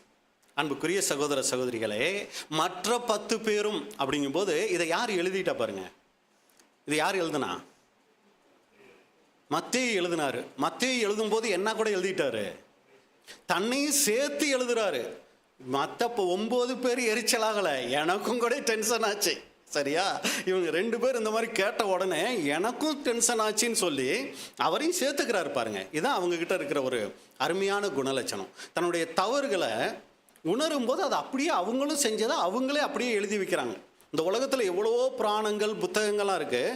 அதுக்கும் பைபிளுக்கும் என்ன வித்தியாசம் அப்படின்னா, அதை எழுதுகிறவங்க தங்களை உயர்த்தி தான் எழுதுவாங்க. மற்ற புத்தகங்கள்லாம் பார்த்தீங்கன்னா அதை எழுதுகிறவங்க தங்களை உயர்த்தி எழுதுவாங்க. ஆனால் வேதம் எழுதுனவங்களாம் எப்படி தெரியுங்களா எழுதுனாங்க, தான் என்ன தப்பு செஞ்சோமோ அதை அப்படியே எழுதி வச்சாங்க. இங்கே மத்தேயும் கூட என்ன சொன்னார்னா, மற்ற 10 பேரும் அப்படின்னா அவரையும் சேர்த்து அதை கேட்டு அந்த 2 சகோதரர் பேரில் எரிச்சலானார்கள். இந்த 10 பேர்த்தில் யார் உள்ள இருக்கிறா? நம்ம அண்ணாச்சி பேதுருவும் இருக்கிறார். சரிங்களா? இப்போ பேதுருவுக்கு என்ன ஆயிடுச்சுன்னா, இதை பார்த்த உடனே எரிச்சல் ஆயிடுச்சு. அப்போ ஆண்டவராகி இயேசு கிறிஸ்துவை பின்பற்ற வந்துட்டாலும் எங்கே பேதுருக்கிட்ட இருந்துட்ட ஒரு குணம் நம்ம பார்த்தோன்னா, ஏன்னா இதுக்கு கீழே இயேசு கிறிஸ்து என்ன தெரியுங்களா வசனங்கள் சொல்லிக்கிட்டு வருவார், தாழ்மையை குறித்து பேசுவார். ஏன்னா இவங்க 2 பேருக்குள்ள இந்த எண்ணம் வந்த உடனே இயேசு கிறிஸ்து புரிஞ்சுக்கிட்டார். அவர் தான் உள்ளுக்குள்ளே என்ன இருக்குங்கிறத பார்த்துருவாரு. வெளி வார்த்தையை மட்டும் பார்க்க மாட்டார், உள்ளுக்குள்ளே எதை வச்சு அவங்க அதை பேசுகிறாங்கன்னு பார்த்துருவார். அதனால் கீழே தாழ்மையை குறித்து பேசுகிறார். அப்போ இதுலேருந்து நம்ம புரிஞ்சுக்கிற விஷயம் என்ன அப்படின்னு சொல்லி பார்த்தீங்கன்னா, இயேசு கிறிஸ்துவை பின்பற்றி வந்துட்டாலும் பெருமை அப்படியே இருந்துச்சு. ஃபஸ்ட்டு நம்ம பார்த்தோம் சுயநலம் அப்படியே இருந்துச்சு, பெருமை அப்படியே இருக்குது. பெருமையோடு இப்போ என்னவெல்லாம் சேர்ந்து வந்துருச்சு, கோபம், எரிச்சல், பொறாமை, இது எல்லாமே என்ன ஆயிடுச்சுன்னா அங்கே வந்துடுச்சு. அவங்க மேலே எரிச்சல் வருதுங்கும் போது எங்கள் பேதுருக்குள்ளே அதுக்குள்ளே போய் அம்மாவை கூட்டிகிட்டு வந்துட்டானுங்க. அப்போ இவனுங்க தான் முன்னாடி இருக்கணும், நாங்கள்லாம் பின்னாடி இருக்கணுமா? இந்த ஒரு பொறாமை, அந்த பொறாமையினால் வந்துட்ட கோபம், அந்த கோபத்தோடு வந்துட்ட எரிச்சல். அப்போ அன்புக்குரிய சகோதர சகோதரிகளே, நம்மளை நாம் யோசித்து பார்க்கணும். நாம் இன்றைக்கி ஆண்டவராகி இயேசு கிறிஸ்துவை பின்பற்ற வந்துட்டோமே, எல்லாத்தையும் விட்டுட்டு வந்துட்டோன்னு சொல்கிறோமே, வெளிப்பிரகாரமாக நிறைய காரியங்களை விட்டுட்டு தான் வந்திருக்கிறோம். சொந்த பந்தங்களை விட்டுட்டோம், நம்ம ஏற்கனவே இருந்த சபைகளை விட்டுட்டோம், அங்கே இருந்த பதவிகளை விட்டுட்டோம், இப்படி நிறைய காரியங்களை விட்டுட்டு தான் வந்திருக்கிறோம். இதையெல்லாம் விட்டுட்டோன்னு வெளிப்பிரகாரமாக நிறைய நம்ம பெருமை பாராட்டிக்கிறோமே, நமக்குள்ளே இருக்கிற சுயநலத்தை விட்டுட்டோமா? இங்கே நம்ம வந்துட்டு மற்றவங்க மேலே வர எரிச்சலை விட்டுட்டோமா? மற்றவங்க மேலே வர கோபத்தை விட்டுட்டோமா? ஏன்னா வசனம் தெளிவாக சொல்லுது, சகல விதமான கசப்பும் கோபமும் மூர்க்கமும் கூக்குரலும் தூஷணமும் உங்களை விட்டு நீங்க கடவுது. எபேசியரில் நம்ம பார்க்குறோம், கிறிஸ்துவுக்குள் தேவன் உங்களை மன்னித்தது போல நீங்கள் ஒருவருக்கு ஒருவர் மன்னியுங்கள்னு சொல்லியிருக்கே. நான் இயேசு கிறிஸ்துவை பின்பற்ற வந்துட்டேன், நான் சபை வாய்ப்புக்கு போயிடுவேன்னு நினைக்கிறோமே, யாரையாவது மன்னிக்காமல் இன்னமும் உள்ளுக்குள்ளே எதையாவது ஒரு கல்லை வச்சுக்கிட்டு இருக்கிறோமா? சபைக்கு போனால் நல்லா தான் பிரதர் இருக்குது, ஆனால் அந்த சிஸ்டரை பார்த்தா மட்டும் அப்படியே வருது. அந்த பிரதரை பார்த்தா மட்டும் நல்லா தான் போனேன் பாருங்க, ஆனால் அந்த பிரதர் முன்னாடியே நின்னார், ஸ்தோத்திரம் சொன்னார், பார்த்தேன் பாருங்க, அப்படியே வந்துருச்சு. இதையெல்லாம் வச்சுக்கிட்டு நம்ம இயேசு கிறிஸ்துவை பின்பற்றுறோன்னா, நம்ம சொல்லிக்கலாம் இயேசு கிறிஸ்துவை பின்பற்றுறோன்னு, ஆனால் தேவனுடைய பார்வையில் நம்ம வேற யாரையோ பின்பற்றிக்கிட்டு இருக்கிறோம். சரிங்களா? ஆனால் நம்ம இங்கே சகோதர சகோதரிகள் நம்மளை பார்த்து சொல்லிடலாம், இவங்க இயேசு கிறிஸ்துவை பின்பற்றுறவங்க தான். ஏன்னா இவங்க எவ்வளோ பிரபலமாக இருக்கிறாங்க, பேதுரு மாதிரி, எவ்வளோ ஊழியம் செய்கிறாங்க பேதுருவ மாதிரி, இல்லைங்களா? அப்போ அன்புக்குரிய சகோதர சகோதரிகளே, மற்றவங்க மேலே கசப்பை வச்சுக்கிட்டு நாம் இன்னைக்கு பின்பற்றிக்கிட்டு இருக்கிறோமா? மற்றவங்க மேலே கோபத்தை, எரிச்சலை, பொறாமையை வச்சுக்கிட்டு ஒருத்தர் ஊழியம் செய்கிறாரு, தேவன் நல்லா பயன்படுத்துகிறாரு, என்ன பண்ணணும்? தேவனுக்கு மகிமையை செலுத்தணும். அப்புறம் மட்டும் ரொம்ப தான் அப்படிங்கிற எண்ணம் நமக்குள்ளே வந்துச்சுன்னா, நாம் இன்னும் பேதுரு 3 வருஷத்தில் இருந்த ஒரு சுபாவத்தோடு தான் இருந்துக்கிட்டு இருக்கிறோம். அப்போ நம்மளையும் பார்த்து மறுபடியும் என்ன பண்ணு, புதுப்பிச்சுக்கிட்டு என்னை பின்பற்றி வான்னு சொல்கிற மாதிரி நம்மளுடைய வாழ்க்கை இருக்கும். அன்புக்குரிய சகோதரர், இது ஏதோ குற்றம் சாட்டுறதுக்கெல்லாம் இல்லைங்க. இதே சுபாவம் யாருக்கு கூட இருக்குது, உங்களை விட எனக்கு நிறையா இருக்குது. இதையெல்லாம் நம்ம சரி பண்ணிக்கிட்டு நம்ம எல்லாரும் சரி செஞ்சுக்கிட்டு ஓடுறதுக்காக தான் இந்த ஓட்டத்துக்குள்ளே வந்திருக்கிறோம். அப்போ என்ன பண்ணணும் அப்படின்னா, ஒருத்தரை பார்க்கும்போது நமக்கு அதுபோல் எண்ணங்கள் வருதா, அதை அப்படியே தேவ சமூகத்தில் கொண்டு போய் வச்சிடணும். பாருங்கப்பா, இவங்களை பார்க்கும்போது எனக்கு இந்த மாதிரியெல்லாம் நியாயம் இருக்கிற எண்ணம் வருது, இவங்களை பார்க்கும்போது இந்த மாதிரி எனக்கு கோபமாக எரிச்சலாக வருது. இதெல்லாம் எனக்கு வரக்கூடாதில்ல, எனக்கு பரிசுத்த ஆவியை தாங்க, எனக்கு இன்னும் உங்கள் குணத்தை தாங்கப்பா. நான் செய்கிறதெல்லாம் பார்த்தா உங்களுக்கு எவ்வளோ வரும், அதையெல்லாம் தூக்கி போட்டுட்டு தானே என்னை தினமும் நேசிக்கிறீங்க. அப்போ அது மாதிரி தானே நானும் உங்கள் பிள்ளை நானும் இருக்கணும். அப்படிங்கிறத அன்புக்குரிய சகோதர சகோதரிகளே நாம் என்ன பண்ணோன்னா நமக்குள்ளே அங்கே உண்டாக்கணும். இன்றைக்கி பார்த்தீங்கன்னா சபைகளில், நிறைய சபைகளில் ஏகப்பட்ட பிரச்சனைகள், குழப்பங்கள். நேற்று ஒரு சகோதரர் கூட எனக்கு ஃபோன் பண்ணுறாரு, பிரதர் சபைக்கு போகிறதுக்கு விருப்பமே இல்லை பிரதர், என்னெல்லாம் அந்த அளவுக்கு பேர் சபைகளில் டார்ச்சர் பண்ணுறாங்க, என் அக்கா அண்ணன் தங்கச்சி எல்லாரும் நீ வந்துருன்னு கூப்பிட்டுக்கிட்டு இருக்கிறாங்க. இல்லை, ஆண்டவர் என்னை அழைச்சிருக்கிறார் இந்த சத்தியத்துக்கு, இந்த சத்தியத்தில் தான் நான் நிற்கணும்னு சொல்லி அவ்வளோ உறுதியாக சபைக்கு வரேன். ஆனால் சபையில் நடக்கிற பிரச்சனைகளை எல்லாம் பார்த்தா எனக்கு இங்கேயும் வர முடியலை, அங்கேயும் போக முடியலை, அவ்வளோ ஒரு துக்கத்தோடு பேசுகிறார். காரணம் என்னது? அப்பாவி சகோதர சகோதரிகள், பாவிகளான மூத்த சகோதரர்கள்னால சோர்ந்து போகிறாங்க. அன்புக்குரிய சகோதர சகோதரிகளே, ரொம்ப கவனமாக இருக்கணும். இடரல் வராமல் போவது கூடாத காரியம். யாருனால வருதோ அவங்களுக்கு ஐயோங்கிறார். அப்போ இன்னமும் பொறாமையும் எரிச்சலையும் கோபத்தையும் வைராக்கியத்தையும் இந்த மாதிரியெல்லாம் வச்சுக்கிட்டு ஓடி நம்ம என்னத்தை இயேசு கிறிஸ்துவை பின்பற்றோம்னு சொல்லிக்கிறதுல என்ன பிரயோஜனம் இருக்குது? ரொம்ப யோசிக்கணும். இது ஏதோ மூத்த சகோதரர்களுக்கு மட்டும் நான் சொல்ல வரலைங்க. இப்போ சத்தியத்துக்குள்ளே வந்த சகோதர சகோதரிகளாக இருந்தாலும் சரி, நாம் இங்கே இருக்கிறவங்க மேலே பகை கசப்பு வைக்காமல் இருக்கலாம். குடும்பத்தில் சொந்தக்காரங்க மேலே யார் மேலேயாவது வச்சுக்கிட்டு இருக்கிறோமா? என்னானாலும் எங்கள் தாய் மாமன் இருக்கிறாரே, அந்த மாதிரி எங்கள் சித்தப்பா இருக்கிறாரே, எங்கள் அத்தை இருக்காங்களே, இந்த மாதிரி யாரையாவது நம்ம வச்சுக்கிட்டு இருக்கோமா? ஏன்னா நம்ம மன்னிக்கணும்னு உடனே யாரை தான் ரொம்ப யோசிப்போம் தெரியுங்களா? சபைக்குள்ளே இருக்கிற சகோதர சகோதரிகளை மட்டும்தான் யோசிப்போம். ஆனால் எல்லாரை குறித்ததான கசப்புணர்வையும் நம்ம எடுத்து போட்டால் தாங்க நம்ம இயேசு கிறிஸ்துவை முழுமையாக பின்பற்ற முடியும். அன்னைக்கு அந்த 10 பேருக்குள்ள எரிச்சல் வந்துச்சு. இன்னைக்கு நமக்கு யார் மேலேயாவது அந்த எரிச்சல் இருக்குதா? நாமளே சிந்திச்சு பார்க்கணும். அன்புக்குரிய சகோதர சகோதரிகளே, அடுத்த 3வது சம்பவத்துக்குள்ளே நம்ம போயிடலாம். மத்தேயு 16ஆம் அதிகாரம் 22வது வசனம். மத்தேயு 16ஆம் அதிகாரம் 22ஆம் வசனம். அப்பொழுது பேதுரு அவரை தனியே அழைத்து கொண்டு போய், ஆண்டவரே, இது உமக்கு நேரிடக்கூடாதே, இது உமக்கு சம்பவிப்பதில்லை என்று அவரை கடிந்து கொள்ள தொடங்கினார். இங்க பேதுரு இயேசு கிறிஸ்துவை கடிஞ்சிக்க ஆரம்பிக்கிறார். இதுவரைக்கும் இயேசு கிறிஸ்து தான் பேதுருவை கடிஞ்சிட்டு இருந்திருக்கிறார். அற்ப விசுவாசியே ஏன் சந்தேகப்பட்ட, இப்படியெல்லாம் இயேசு கிறிஸ்து தான் பேதுருவை கடிஞ்சிட்டு இருக்கிறார். ஆனால் இப்போ பேதுருவே என்ன ஆயிட்டாரு, கொஞ்சம் இயேசு கிறிஸ்துவோட கொஞ்சம் பெரிய ஆள் ஆகிட்டாரு. இப்போ இயேசு கிறிஸ்துவே அங்கே கடிஞ்சிக்க ஆரம்பிக்கிறேன். என்ன பேச்சு பேசுகிறீங்க ஜீசஸ், இப்படியெல்லாம் பேசுகிற வேலையெல்லாம் வச்சுக்காதீங்க, எங்களையெல்லாம் விட்டுட்டு செத்து போயிடுவேங்கிறீங்க, இதெல்லாம் என்ன பேச்சா அப்படின்னு சொல்லி என்ன பண்ணுறாருன்னா ரொம்ப கோபமாயிட்டு இப்போ என்ன பண்ணுறாருன்னா அங்கே பேசுகிறாரு. இதை இயேசு கிறிஸ்து மேலே இருந்த அன்பில் சொன்னாரா அப்படின்னு சொல்லி பார்த்தா ஒரு பக்கம் அன்பில் தான் சொன்னாருங்க. ஆனால் இதை வேறு சிந்தனையில் சொன்னார். ஏன்னா முழு அன்பில் சொல்லியிருந்தா இயேசு கிறிஸ்து பேதுருவை என்ன சொல்லியிருக்க மாட்டார், அடுத்த வசனத்தை சொல்லியிருக்க மாட்டார். என்ன சொன்னார்? 16:23.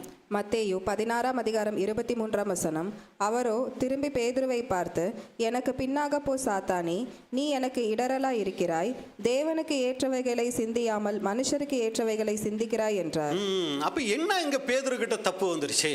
அன்பா தானே சொன்னார். இன்னைக்கு நம்மளை ஒருத்தர் வந்து அது மாதிரி சொன்னால் நம்ம என்ன சொல்லுவோம்?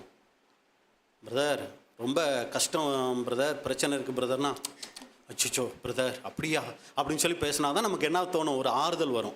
அவர்கிட்ட சொன்னேன், ஆறுதலாக ஒரு வார்த்தை சொன்னார் அப்படின்னு. அப்படித்தான் பிரதர் நடக்கணும். நம்ம இந்த சத்தியத்துக்குள்ளே வந்திருக்கோம்னா இப்படியெல்லாம் இவர்கிட்ட போய் சொன்னேன் அப்படிங்கிற மாதிரி தான் இருக்கும். இங்கே பேதுரு வந்து இப்படி சொன்ன உடனே இயேசு கிறிஸ்து என்ன தான் பண்ணுறாருன்னா அங்கே திட்டுறார், அதை பாராட்டலை. ஆனால் பேதுரு ஒரு சமயம் பாராட்டுவார்னு நினச்சி சொன்னாரான்னு நமக்கு தெரியலை. ஆனால் இப்படி சொன்ன உடனே இயேசு கிறிஸ்து அங்கே சொல்கிற வார்த்தைகளை தான் நம்ம புரிஞ்சுக்கிறோம். பேதுருக்கிட்ட இருந்த தவறு என்னன்னா, தேவனுக்கு ஏற்ற மாதிரி அவர் என்ன பண்ணலாம் அந்த நேரத்தில் சிந்திக்கல. மனுஷருக்கு ஏற்ற மாதிரி என்ன பண்ணிட்டாருன்னா சிந்திச்சிட்டாரு. என்ன மனுஷருக்கு ஏற்ற மாதிரி அப்படி சிந்திச்சிட்டாரு அப்படின்னா, இப்படி இயேசு கிறிஸ்து அவர் சொல்றதுக்கு காரணம் என்னன்னா, இதுக்கு முன்னாடி சொல்லிட்டது தான். இதுக்கு முன்னாடி மேலே இருக்கிற வசனங்களை என்ன சொல்லிட்டாருன்னா, பேதுரு இயேசு கிறிஸ்துவை பார்த்து நீங்கள் ஜீவனுள்ள தேவனுடைய குமாரன் சொன்ன உடனே இதை பிதாவே உனக்கு வெளிப்படுத்தினார்னு சொல்லிட்டு இந்த வார்த்தையை சொல்றாரு. மத்தேயு 16:19. மத்தேயு 16:19. பரலோக ராஜ்யத்தின் திறவுகோல்களை நான் உனக்கு தருவேன். பூலோகத்திலே நீ கட்டுகிறது எதுவோ அது பரலோகத்திலும் கட்டப்பட்டிருக்கும், பூலோகத்திலே நீ கட்டவிழ்ப்பது எதுவோ அது பரலோகத்திலும் கட்டவிழ்க்கப்பட்டிருக்கும் என்றார். இப்போ என்ன சொல்லிட்டாருன்னா, உனக்கு ஒன்று தர்றேன்னு சொல்லிட்டாரு. பரலோக ராஜ்யத்தினுடைய திறவுகோள்களையே தருவேன்னு சொல்லிட்டாரு. இப்போ என்ன பண்ணுறாருன்னா, நான் சாக போகிறேன்னு சொல்கிறாரு. என்னமோ தர்றேன்னாரு, அதுக்குள்ளே சாக போகிறேங்கிறாரு. அப்புறம் யார் நமக்கு தருவா? அதனால தான் 12 பேர்த்தில் இவர் மட்டும் தனியாக கூட்டிகிட்டு போய் டென்ஷன் ஆகிற காரணம் என்னென்னா, இதுக்கு மேல் வசனத்தில் தான் இயேசு கிறிஸ்து ஒன்று தர்றேங்கிறாரு. தரேன்னு சொல்லிவிட்டு இவர் நான் சாகுறேங்கும்போது, அப்படியெல்லாம் நீங்கள் சாகக்கூடாது அப்படின்னு சொல்லும்போது தான் இவர் என்ன சொல்கிறாருன்னா, இது தேவனுக்கு ஏற்ற சிந்தை இல்லை பேதுரு, இது யாருடைய சிந்தனை? மனுஷருக்கு ஏற்ற சிந்தை அப்படின்னு சொல்கிறார். அப்போ இதில் நமக்கு என்ன பாடம்னா, அன்புக்குரிய சரஸ்வரியில் நல்லா கவனிங்க. இன்னைக்கு சபைக்குள்ள இந்த 2 வகுப்பார் இருப்பாங்க. எந்த 2 வகுப்பார்னா, இயேசு கிறிஸ்துவ முழுமையாய் பின்பற்றுகிற அந்த உத்தம வகுப்பாரும் சபைக்குள்ள இருப்பாங்க. இவங்க கோதுமை வகுப்பார்.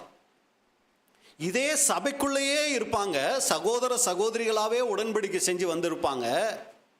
இவங்க ஒரு கலை வகுப்பாராக இருப்பாங்க. இவங்க யார் அப்படின்னு சொல்லி பார்த்தீங்கன்னா, சகோதரர்கள் சொல்லும்போது ஆவிக்குரிய தான் எகிப்தியர். ஒரு குரூப்பு ஆவிக்குரிய இஸ்ரேலர். இவங்க எதை பற்றி தான் யோசிப்பாங்கன்னா, பரம கானானை குறித்து தான் இவங்க யோசிப்பாங்க. ஆனால் இந்த ஆவிக்குரிய எகிப்தியர் இருக்காங்க பாருங்க, இவங்க வனாந்தரத்தில் தான் இவங்களும் இருப்பாங்க இஸ்ரேலரோட. ஆனால் இவங்க மைண்டு பூரா எங்கே தான் இருக்கும்? நாங்கள் அந்த எகிப்திலே இருந்திருந்தால் நலமாக இருக்கும், நாங்கள் எகிப்துக்கு திரும்பி போவதே உத்தமம். சரிங்களா? அவர்கள் தங்கள் இருதயங்களிலே, அப்போஸ்தலர்களை நம்ம பார்க்குறோம் 7ஆம் அதிகாரத்தில், அவர்கள் தங்கள் இருதயங்களில் எங்கே போயிட்டாங்களாம்? எகிப்துக்கு போயிட்டாங்க அப்படின்னு. வேணா அந்த வசனம் வேணா வாசிக்கலாங்களா? பாருங்க, அப்போஸ்தலர் 7ஆம் அதிகாரம் 39வது வசனம். அப்போஸ்தலர் 7:39. அப்போஸ்தலர் 7ஆம் அதிகாரம் 39ஆம் வசனம். இவனுக்கு நம்முடைய பிதாக்கள் கீழ்ப்படிய மனதாயிராமல், மோசேக்கு இஸ்ரேல் ஜனங்கள் கீழ்ப்படிய மனதாயிராமல் இவனை தள்ளிவிட்டு தங்கள் இருதயங்களில் எகிப்திற்கு திரும்பி. பாருங்க, இருக்கிறது எங்கேயோ வனாந்தரம், ஆனா இருதயம் பூரா எங்க இருக்குது? எகிப்துல இருக்குது. யார் இவங்க அப்படின்னா, எகிப்து தேசத்துல இருக்கும்போது இஸ்ரேல் ஜனங்கள்ல மேரேஜ் ஆயிட்ட எகிப்தியர். இஸ்ரேல் ஜனங்கள் இவங்களுக்குள்ளேயே கல்யாணம் பண்ணிக்கிட்டு இவங்களோடையே இவங்க திரும்பி வந்திருந்தாங்கன்னா பரவாயில்ல. ஆனால் இவங்க என்ன பண்ணிட்டாங்க? அங்கே இருந்த எகிப்தியரோட சம்பந்தம் வச்சதுனால எகிப்தியரும் கூட வந்துட்டாங்க. இப்போ இந்த எகிப்தியர் பூரா எதை பற்றி தான் பேசிகிட்டு இருக்காங்க தெரியுங்களா? இவங்க மைண்டு பூரா எகிப்து எகிப்து எகிப்து. ஏன்னா பிறந்த ஊர் எது? அப்பா அம்மா எங்கே உள்ளவங்க? எல்லாமே எகிப்து. இப்போ மேரேஜ் பண்ணது மட்டும் யார? இஸ்ரேலனை. இப்போ இவங்க கூட வந்துட்டா கூட யாரெல்லாம் இவங்க மைண்டுக்கு வந்துக்கிட்டே இருக்கிறா? அந்த எகிப்தில் இருக்கிற அப்பா அம்மா, அந்த எகிப்தில் சாப்பிட்ட மீன், அந்த எகிப்து சேர்த்த காடை கவுதாரி. சரிங்களா? இதுதான் அவங்க மைண்டில் இருந்துக்கிட்டே இருக்க ஒழிய, நம்ம இங்கே வந்துட்டோம் இனி நம்மளோட இடம் காணானுங்கிறது மைண்டுக்கு வரவே மாட்டேங்குது. இது அன்னைக்கு.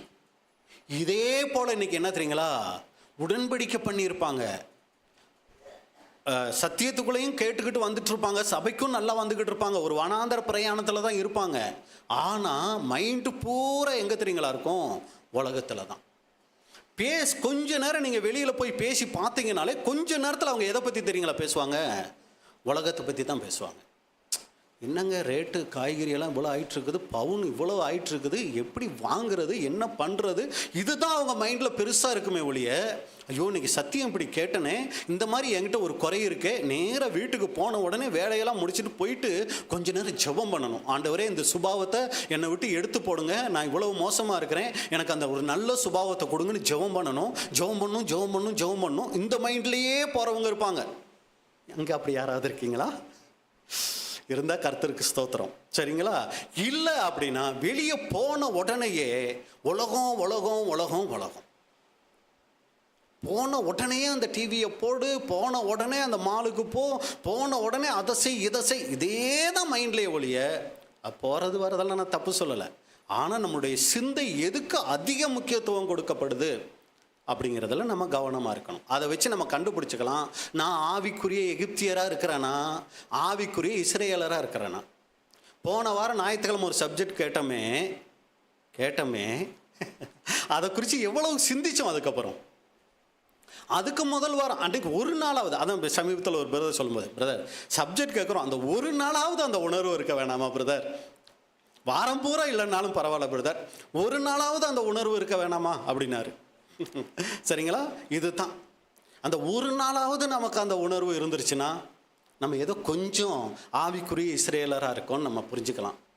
சுத்தமாக வெளியே போன உடனேயே பிரதர் சுத்தமாக போயிடுது பிரதர் அப்படின்னம்னா நம்ம தேவ சமூகத்தில் போய், அப்பா நான் எகிப்தியராக எதுவும் இருந்துடுறேன்னா, அப்படி இல்லைன்னு நினைக்கிறேன், ஏதாவது இருந்துடுறேன்னா அப்படின்னு சொல்லி கேட்டோம்னா தெளிவாக நமக்கு சொல்லிடுவார். அப்போ நம்மளே சிந்திச்சு பார்க்கணும், மனுஷருக்கு ஏற்ற சிந்தையோடையே வந்து போயிட்டுருக்குறோமா? அப்படி இருக்கிறவங்க என்ன பண்ணுவாங்கன்னா, உலக மனிதர்கள் போல உலக காரியங்களுக்காகவே கவலைப்படுவாங்க. கவலை வரும், எதிர்காலத்தை குறித்து பிள்ளைகளை குறித்து கவலை வரும். ஆனால் அதே தான் முழு கவலையாக இருக்கா? இல்லை, தேவன் நடத்துவார், தேவன் செய்வார், இவ்வளவு நடத்தின தேவன் இனிமேலும் நடத்துவார். இந்த மாதிரி ஒரு விசுவாசம், அந்த கவலை வரும்போது இந்த வார்த்தை, இந்த விசுவாசம் நமக்குள்ளே வருதா? ஏன்னா இன்றைக்கி மன்னா கூட நம்ம விசுவாசத்தை பற்றி தான் பார்த்தோம். அந்த மாதிரி விசுவாசம் இல்லாமல் ஆண்டவருக்கு நம்ம பிரியமாக இருக்கோம்னு நினச்சோம்னா நம்மளே ஏமாற்றிக்கிறோம். அப்போ உலக காரியங்களுக்காக எப்போ பார்த்தாலும் அதே கவலையில் இருக்கிறது, உலக உறவுகளுக்கே ரொம்ப முக்கியத்துவம் கொடுக்கறது. ஏன் பிரதர் ஞாயிற்றுக்கிழமை இது எங்கள் சித்தப்பாவோட பொண்ணுக்கு, எங்கள் மாமாவோட பொண்ணுக்கு மேரேஜ், அது எப்படி அவங்களையெல்லாம் பகைச்சிக்கிட்டு அப்படியெல்லாம் வர முடியுமா? உலக உறவுக்கு அதிக முக்கியத்துவம் கொடுக்குறோமா? உலகத்தில் பெரிய ஆளாக ஆகணும்னு ஆசைப்படுறோமா? பாடுகளை விரும்பாமல் சுகத்தை, ஒரு லக்ஸரி லைஃப் நம்ம விரும்பக்கூடியவங்களாக இருக்கிறோமா? இப்படி இருந்துக்கிட்டு நம்ம இயேசு கிறிஸ்துவை பின்பற்றணும்னா நம்மளை பார்த்து கூட சொல்லுவார், நீ தேவனுக்கு ஏற்றவைகளை சிந்திக்காம நீ மனுஷருக்கு ஏற்றதை சிந்திச்சுக்கிட்டு என்ன பண்ணிக்கிட்டு இருக்கிற, என்ன பின்பற்றிக்கிட்டு இருக்கிற. நீ நிறைய காரியங்களை விட்டுட்டு தான் வந்திருக்கிற, ரொம்ப நல்லது தான். ஆனால் பின்பற்றும் போது அதுக்கு இருக்க வேண்டிய காரியங்கள் உங்ககிட்ட இல்லையே. அது இருந்தால் தானே என்னை பின்பற்றதுக்கு ஒரு சரியான அர்த்தம் அப்படிங்கிறத அவர் என்ன பண்ணுவார்னா நம்மளை பார்த்து சொல்லுவார். 4வது சம்பவத்துக்குள்ளே போயிடலாம். மத்தேயு 26ஆம் அதிகாரம் 31 33 வரைக்கும். மத்தேயு 26ஆம் அதிகாரம் 31ஆம் வசனம் முதல். அப்பொழுது இயேசு அவர்களை நோக்கி, மேய்ப்பனை வெட்டுவேன், மந்தையின் ஆடுகள் சிதறடிக்கப்படும் என்று எழுதியிருக்கிறபடி இந்த ராத்திரியிலே நீங்கள் எல்லாரும் என் நிமித்தம் இடறல் அடைவீர்கள். இப்போ இயேசு கிறிஸ்து சொல்லிட்டாரு, நான் சாக போறேன், நீங்க எல்லாரும் என் நிமித்தம் தடுமாற்றம் அடைவீங்க, இடறல் அடைவீங்க. ஆகிலும் நான் உயிர்த்தெழுந்த பின்பு உங்களுக்கு முன்னே கலிலேயாவுக்கு போவேன் என்றார்.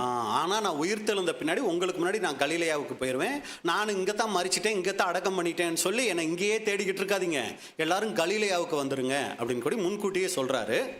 பேதுரு அவருக்கு பிரதியுத்தரமாக, உமது நிமித்தம் எல்லாரும் இடறல் அடைந்தாலும் நான் ஒரு காலம் இடறல் அடையேன் என்றார். இதுதான் இயேசு கிறிஸ்துவை பின்பற்றி வந்துட்டா கூட பேதுருக்கிட்ட இருந்துட்ட ஒரு தவறான காரியம். என்னது? அவர் மொத்தமாக சொல்கிறாரு எல்லாரும் என்னை இடறி போவீங்கன்னு சொல்லி. ஆனால் பேதுரு, அப்படிங்களா ஆண்டவரே, எங்களுக்கு அதுக்காக ஒரு ஜெபம் பண்ணுறதுக்கான ஒரு இதை கொடுங்க, விழித்திருக்கக்கூடிய எண்ணத்தை கொடுங்க, அப்படியா நாங்கள் போயிடுவோம். அப்போ நாங்கள் உங்கள் நிமித்தம் இடறல் அடையாமல் இருக்கிறதுக்கு என்ன ஆண்டவரை செய்யணும், இப்படி ஏதாவது கேட்டிருந்தா அது ஆரோக்கியமாக இருந்திருக்கும். ஆனால் இவர் என்ன சொல்கிறாரு, அப்படியெல்லாம் பேசாதீங்க, அந்த 11 பேரை வேணா அப்படி சொல்லுங்க, நான் அப்படிப்பட்ட ஆளு கிடையாது. ஏன் இப்படி சொல்லிட்டாரு அப்படின்னா, இதுக்கு கொஞ்ச நேரத்துக்கு முன்னாடி இந்த 12 பேத்துக்குள்ள ஒரு டிஸ்கஷன் போச்சு. என்ன போச்சுங்க? இவர் சாக போறாருங்கிறாரே, இவருக்கு அடுத்து யார் அந்த பதவியில் இருக்கிறது, யார் அதை நடத்துறது, இந்த மைண்ட் அவங்களுக்குள்ள வந்துடுச்சு. சரிங்களா? இந்த மைண்டு வந்துட்டு இருக்கும்போது தான் இப்போ அந்த 11 பேத்துக்கிட்ட உங்களை விட நான் தான் பெரிய ஆள் தெரியுமா அப்படிங்கிறத காமிக்கிறதுக்கு இவர் இப்போ என்ன பண்ணுறாரு, ஒரு காரியத்தை சொல்கிறாரு. பாருங்க, இந்த 11 பேர் என்னை விட பெரிய ஆள் ஆயிடலான்னு யோசிக்கிறாங்க, ஆனால் இவங்களை விட நான் பெரிய ஆள். ஏன் தெரியுமா?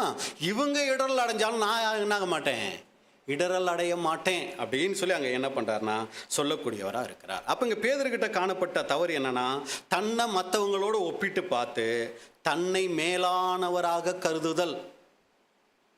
11 பேர் அப்படியே யோசிக்கிறாரு, இவங்களை விட நான் எவ்வளவு பெஸ்ட் அப்படிங்கிறத யோசிக்கிறாரு.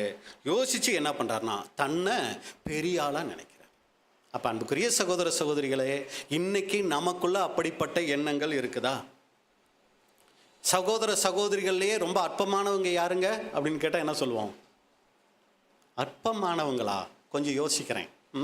சபைகள்லேயே யாருங்க பெஸ்ட்டு அப்படின்னா இது எதுக்கு கேள்வி? நான் தான் அப்படிங்கிற எண்ணம் இருந்துச்சுன்னா நம்ம எங்கேயோ தப்பாக இருக்கோன்னு அர்த்தம். இந்த சபையில் இருக்கிறதுலே அற்பம் யாருங்க அப்படின்னு சொன்னால் நான் தான் அப்படிங்கிறத அதை சொல்ல வைக்க வேண்டாம்.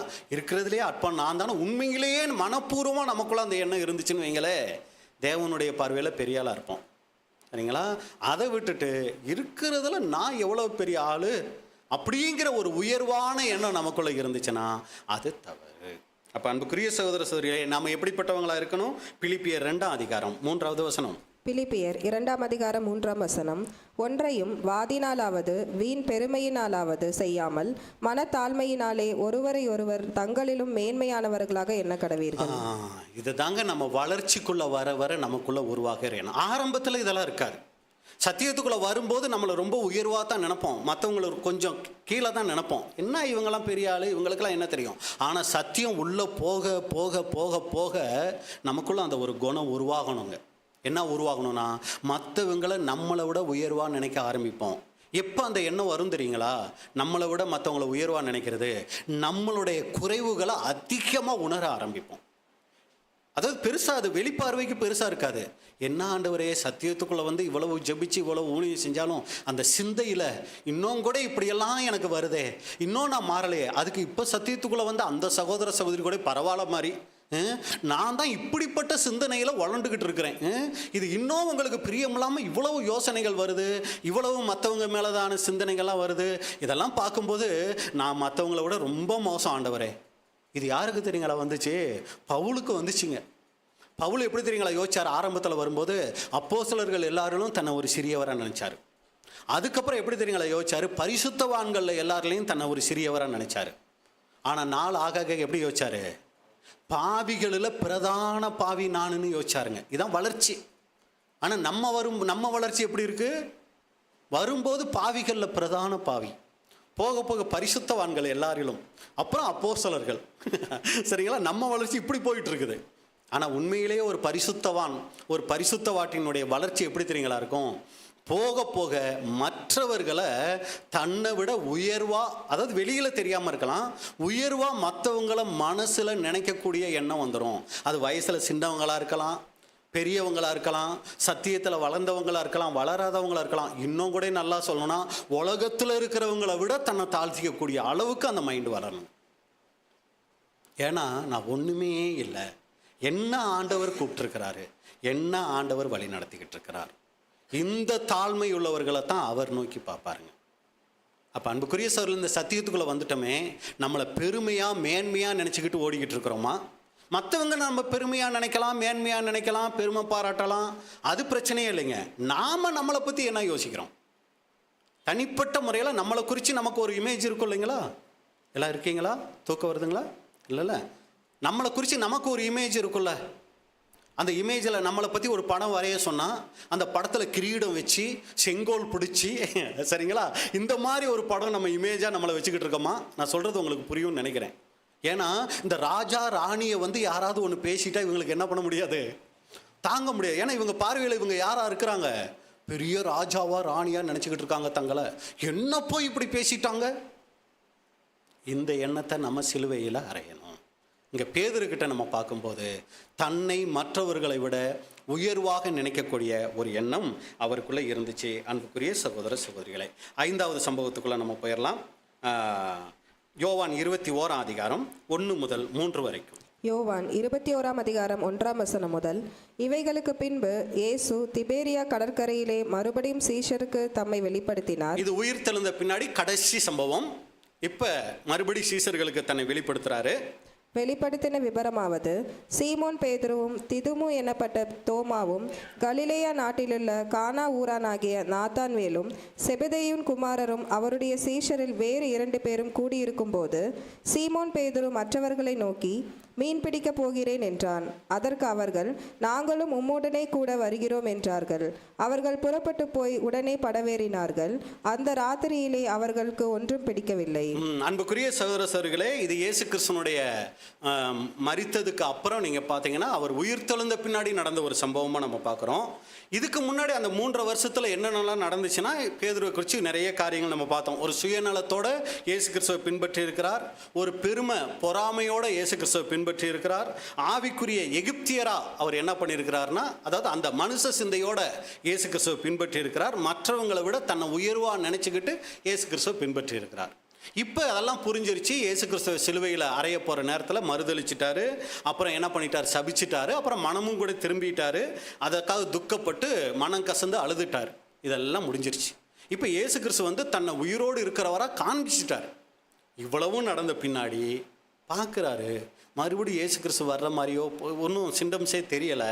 உடனே இதுக்கப்புறம் நம்ம இப்படியே இட்டு இருந்தால் செட் ஆகாது, எடுங்க போட்டை, வாங்க நான் மீன் பிடிக்க போகிறேன், யாரெல்லாம் வர்றீங்க அப்படின்னு கேட்க ஆரம்பிச்சிட்டாரு. பழைய தொழிலுக்கு என்ன ஆகிட்டார்னா திரும்பிட்டார். அந்த ஒரு உறுதித்தன்மை, இயேசு கிறிஸ்துவுக்காக நிற்கக்கூடிய அந்த உறுதித்தன்மை அவருக்குள்ளே இல்லாமல் போயிடுச்சு அப்படின்னு கூட நம்ம பார்க்குறோம். அப்போ இதில் நமக்கு என்ன பாடம்னா, நம்மளும் கூட சத்தியத்துக்குள்ளே வந்துட்டோம். இன்றைக்கி நமக்குள்ளே ஏன் தான் இங்கே வந்தனோ பிரதர், அங்கேயே இருந்திருக்கலாம், மாதிரி பேசாமல் உலகத்துக்குள்ளே இருந்திருந்தால் இன்றைக்கி ஒரு வேலைக்காவது போயிட்டு இருந்திருக்கலாம், போனால் ஒரு 4 காசை பார்த்துருக்கலாம். ஒரு உடன்படிக்கை பண்ணிட்டு இங்கே வர்றவங்க கேட்குற கேள்விக்கு பதில் சொல்ல முடியாமல் என்னமோ போங்க அப்படிங்கிற மாதிரி ஒரு பழைய அந்த வாழ்க்கையை நினச்சி அதை ஒரு விருப்பத்தோடு ஒரு ஏக்கத்தோடு பார்க்குறவங்களா நம்ம இருந்துடுறோமா? நிறைய பேர் சொல்கிறத நம்ம கேட்டிருக்கிறோம். அப்போ மாதிரி இருந்திருக்கணும், நீங்கள் என்னை பார்க்குற விதமே வேற. இப்போ என்ன பண்ணுறது, சத்தியத்துக்குள்ளே வந்துட்டேன், சரிங்களா? இப்படி அந்த பழைய வாழ்க்கையை உயர்த்தி பேசுகிறதும், அந்த பழைய வாழ்க்கையை நினச்சி இப்போ ஐயோ அப்படி இல்லாமல் போயிட்டோமே அப்படின்னு ஒரு சங்கடத்துக்குள்ளேயோ நம்ம இருந்துட்டுருக்குறோமா? நம்மளே சிந்திச்சு பார்க்கணும். அன்புக்குரிய சகோதரர்களே, இதைத்தான் இங்கே பார்க்குறோம்.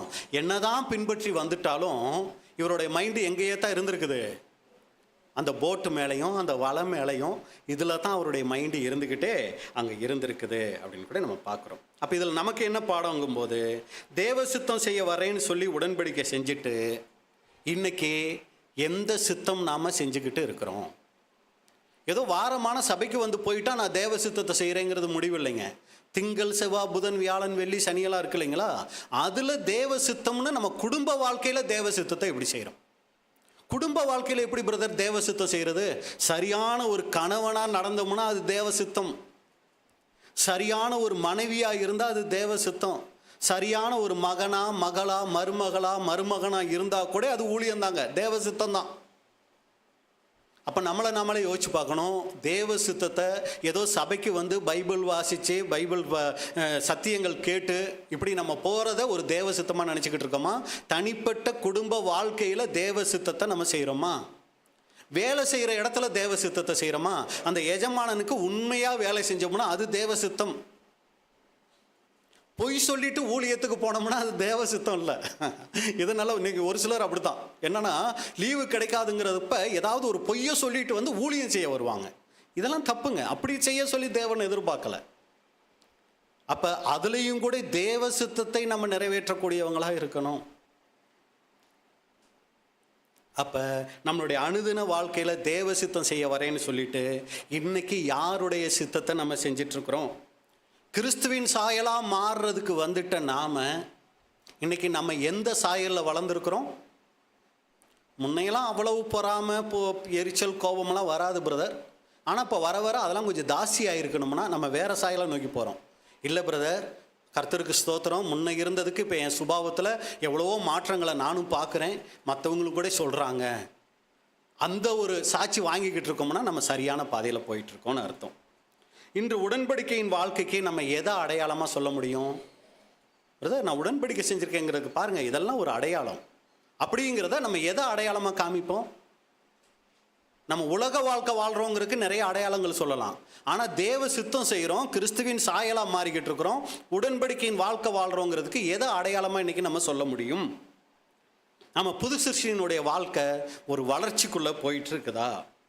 இல்லை ஆரம்பத்தில் கொஞ்ச நாள் நல்லா தான் பிரதர் இருந்தேன், ஆனால் இப்போ வாரத்தில் மாதத்தில் 2 நாள் சபை கூடிக்கு வரேன் பிரதர், 2 நாள் பிஸ்னஸ் பார்க்க போயிடுறேன் பிரதர். ஆனால் அப்போ 4 வாரமும் வருவேன், சாயங்காலமும் மீட்டிங் வச்சா பரவாயில்லையேன்னு கேட்டுக்கிட்டு இருந்தேன். ஆனால் இப்போ அதில் எல்லாம் எனக்கு என்ன வந்துருச்சு, ஒரு சோர்வு, ஒரு சலிப்பு வந்துருச்சு. அப்படின்னா நம்ம பழைய வாழ்க்கையை நோக்கி போய்கிட்டு இருக்கோம்னு சொல்லி அர்த்தங்க. அப்போ அன்புக்குரிய சகோதர சகோதரிகளே, நம்மளை சிந்திச்சு பார்க்கணும். அப்போ பாருங்கள் என்ன ஆச்சு. யோவான் 21:3 வாசிங்க. யோவான் 21:3 சீமோன் பேதுரு மற்றவர்களை நோக்கி, மீன் பிடிக்கப் போகிறேன் என்றார். அதற்கு அவர்கள், நாங்களும் உம்முடனே கூட வருகிறோம் என்றார்கள். அவர்கள் புறப்பட்டு போய் உடனே படவேறினார்கள்.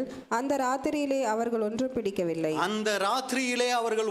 பிடிக்கவில்லை. அப்போ இதை குறித்து சகோதரர் சொல்லும்போது, இந்த உடன்படிக்கையின் வாழ்க்கைக்கு ஒருத்தர் வந்துட்டு மறுபடியும் உலகத்துக்குள்ளே போனால் அவங்களுக்கு ஒன்றும் கிடைக்காது.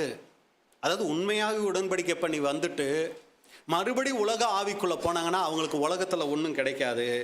உங்களுக்கு இன்னது தேவை என்று பரமபிதா அறிந்திருக்கிறார். தேவனுடைய ராஜ்யத்தை தேடும்போது தான் அதெல்லாம் நமக்கு கிடைக்கும். இதுக்காக ஒரு தேவனுடைய பிள்ளை தன்னுடைய நேரத்தை அதிகமாய் செலவழிக்க கூடாது. இதுதான் நமக்கு சொல்லப்படுகிற ஒரு ஆலோசனையாக அங்கே இருக்குது. எதுக்காக பேதுரு நீங்கள் பழைய வாழ்க்கைக்கு போனீங்களோ அதை நான் உங்களுக்கே தாரேன்னு சொல்லி என்ன தெரியுங்களா பண்ணுறாரு. இவங்க என்னமோ அங்கே பிடிச்சாங்க, அதுக்கப்புறம் வலது பக்கமாக வளைய போடுங்கன்னு சொல்லி பிடிச்சாங்க. ஆனால் இவங்க கரைக்கு வரும்போது என்ன தெரியுங்களா நடந்துச்சு. யோவான் 21:9.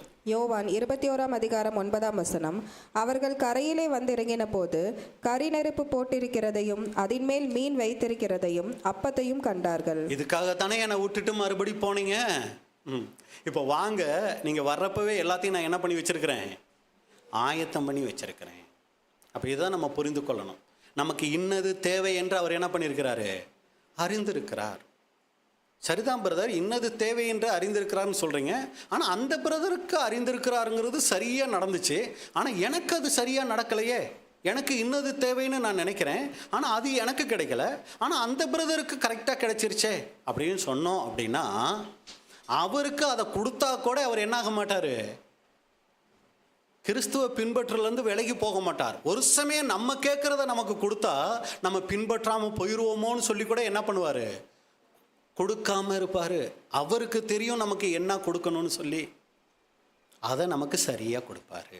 அப்போ அவர் கொடுக்குறதில் நம்ம என்ன ஆயிக்கணுங்க, திருப்தி உள்ளவர்களா, சந்தோஷம் நிறைஞ்சவங்களா நாம் இருக்க பழகிக்கொள்ளணும். அப்போ அன்புக்குரிய சகோதர சகோதரிகளே, அங்கே நம்ம பார்த்துட்டோம், என்ன தான் இயேசு கிறிஸ்துவ அவர் பின்பற்றேன்னு சொல்லி எல்லாத்தையும் விட்டுட்டு வந்தாலும் சுயநலம் உள்ளுக்குள்ளே இருந்துகிட்டு இருந்துச்சு. பொறாமை, பெருமை உள்ளுக்குள்ளே இருந்துக்கிட்டே இருந்துச்சு. மனுஷருக்கு ஏற்ற சிந்தை அவருக்குள்ளே இருந்துக்கிட்டே இருந்துச்சு. பழைய வாழ்க்கையை பற்றியான யோசனைகள் அங்கே இருந்துக்கிட்டே இருந்துச்சு. இப்போ இயேசு கிறிஸ்து சொல்கிறாரு, பேதுருவே வந்துட்ட, மறுதளித்து வந்து பழைய வாழ்க்கைக்கும் போயிட்டு வந்துட்ட, சாப்பிடு இந்தா கறி நெருப்பு போட்டு மீன் வச்சுருக்கிறேன், சாப்பிடு அப்படின்னு சொல்லிக்கிட்டே சைடில் கேட்க ஆரம்பிக்கிறேன். இந்த வீட்டில் அம்மாங்க சாப்பாடு போட்டு வச்சுட்டு தான் பசங்களை என்ன பண்ணுவாங்க, ஒரு மாதிரி டார்ச்சர் பண்ணுவாங்க. சாப்பாடே தூக்கி வீசிட்டு எனக்கு சாப்பாடு வேணாம் ஒன்றும் வேணாம் அப்படின்ட்டு போவாங்க பாருங்கள் பசங்க. அந்த மாதிரி இப்போ எல்லாத்தையும் போட்டு வச்சுட்டு இப்போ இயேசு கிறிஸ்து கேட்குறாரு. யோவான் 21:15. யோவான் 21:15 அவர்கள் போஜனம் பண்ணின பின்பு, பரவாயில்ல, சாப்பிட்டதுக்கு அப்புறம் தான், சாப்பிட்டுட்டு இருக்கும்போது டென்ஷன் பண்ணல.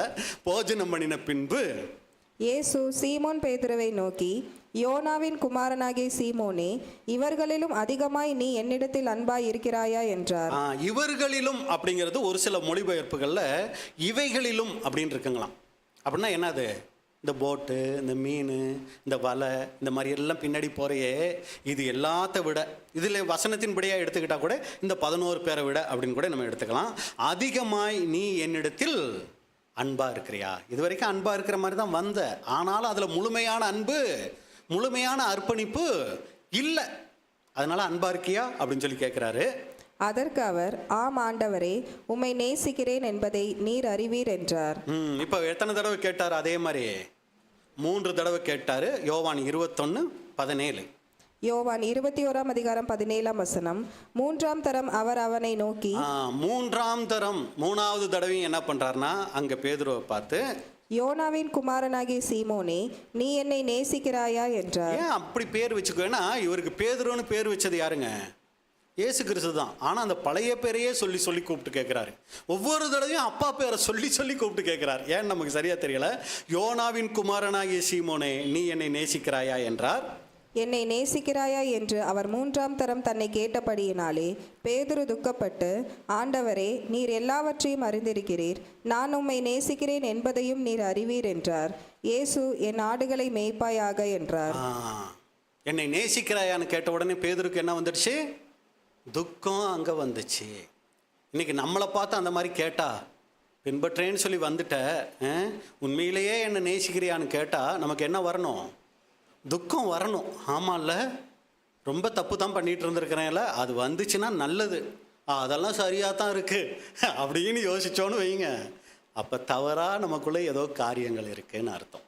இப்போ அன்புக்குரிய சகோதரர்களே, கடைசியாக சொல்லிட்டாரு, என் ஆடுகளை மேய்ப்பாயாக அப்படின்னு சொல்லும்போது, அப்போ இங்கே பேதுரு சொல்கிறாரு, என்னை பற்றி எல்லாம் உங்களுக்கு தெரியும் அப்படின்னா, எனக்கு இருந்த அந்த சுய நம்பிக்கை, என்னோட விழுகை எல்லாம் உங்களுக்கு தெரிஞ்சிருக்குது.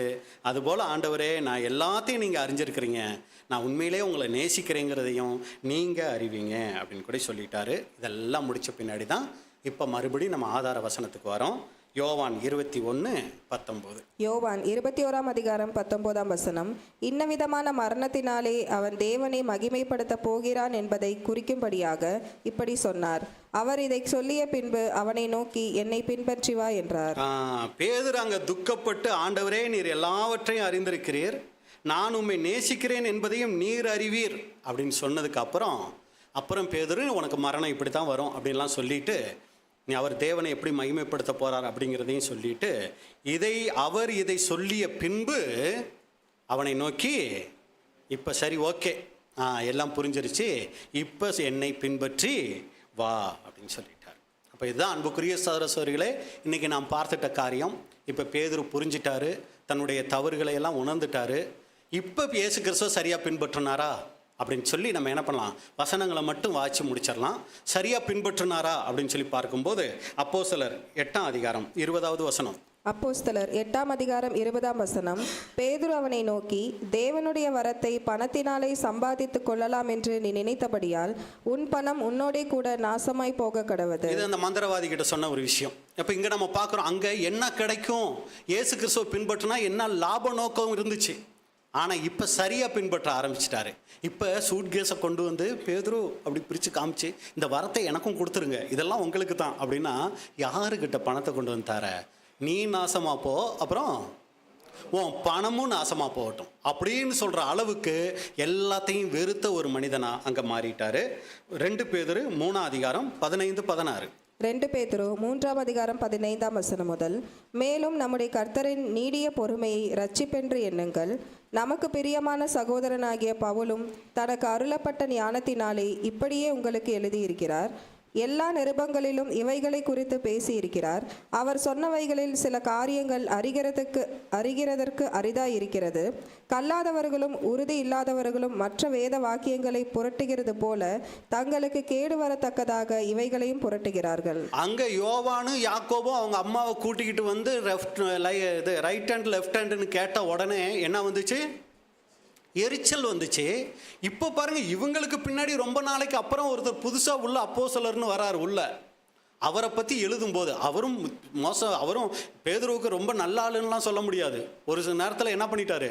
சட்டையை பிடிச்சி கேட்குற மாதிரி கேட்டார். என்ன புறஜாதிகளை பார்த்தா ஒரு மாதிரி வேஷம் போடுற, யூதர்களை பார்த்தா ஒரு மாதிரி வேஷம் போடுற, இப்படியெல்லாம் பேசிட்டாரு. ஆனால் இவருக்கு அவர் மேலே எந்த விதமான ஒரு இதுவும் வரல பாருங்க. பெருமையோ இவர் மேலே எரிச்சலோ எதுவுமே வரல. என்னன்னு சொல்கிறார் பவுல?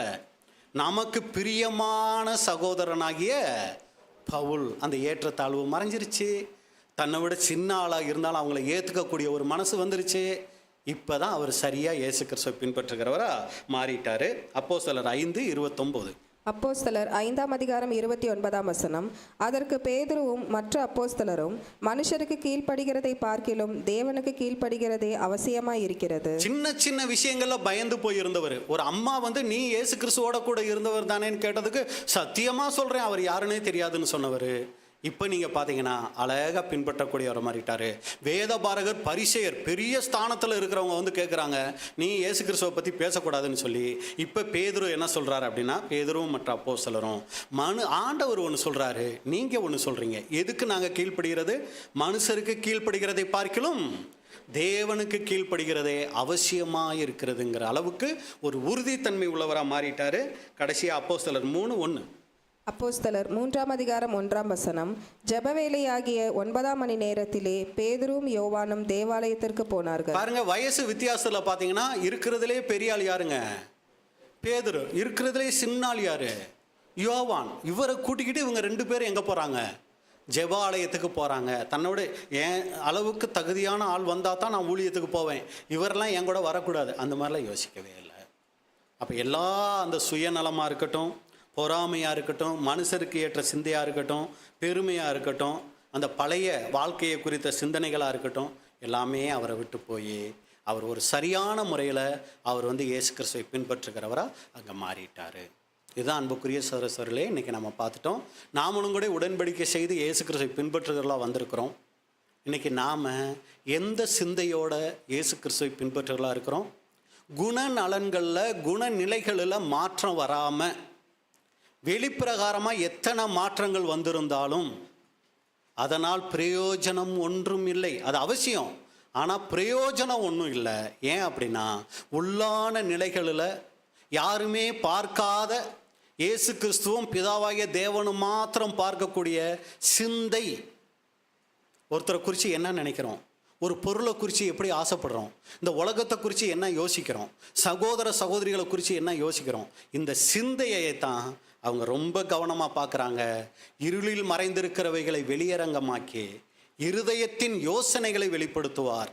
அப்பொழுது அவனவனுக்குரிய புகழ்ச்சி தேவனாலே உண்டாகும். அப்படிப்பட்ட இருதயத்துக்குரிய சிந்தைக்குரிய காரியங்களை நம்ம கவனம் செலுத்தி இயேசு கிறிஸ்துவை பின்பற்றுகிறவர்களாக இருக்க தேவன் தாமே நம்ம ஒவ்வொருவருக்கும் உதவி செய்வாராக. பொறுமையோடு கேட்டவங்களை தேவன் ஆசீர்வதிப்பாராக. இப்படிப்பட்டதான வாய்ப்பை கொடுத்த பிதாவாகிய தேவனுக்கும் ஆண்டவராகிய இயேசு கிறிஸ்துவுக்கும் அருமையான சபையாருக்கும் என்னுடைய நன்றியை தெரிவித்துக் கொள்கிறேன். தேவனுடைய நாமம் மகிமைப்படுவதாக. ஆம்.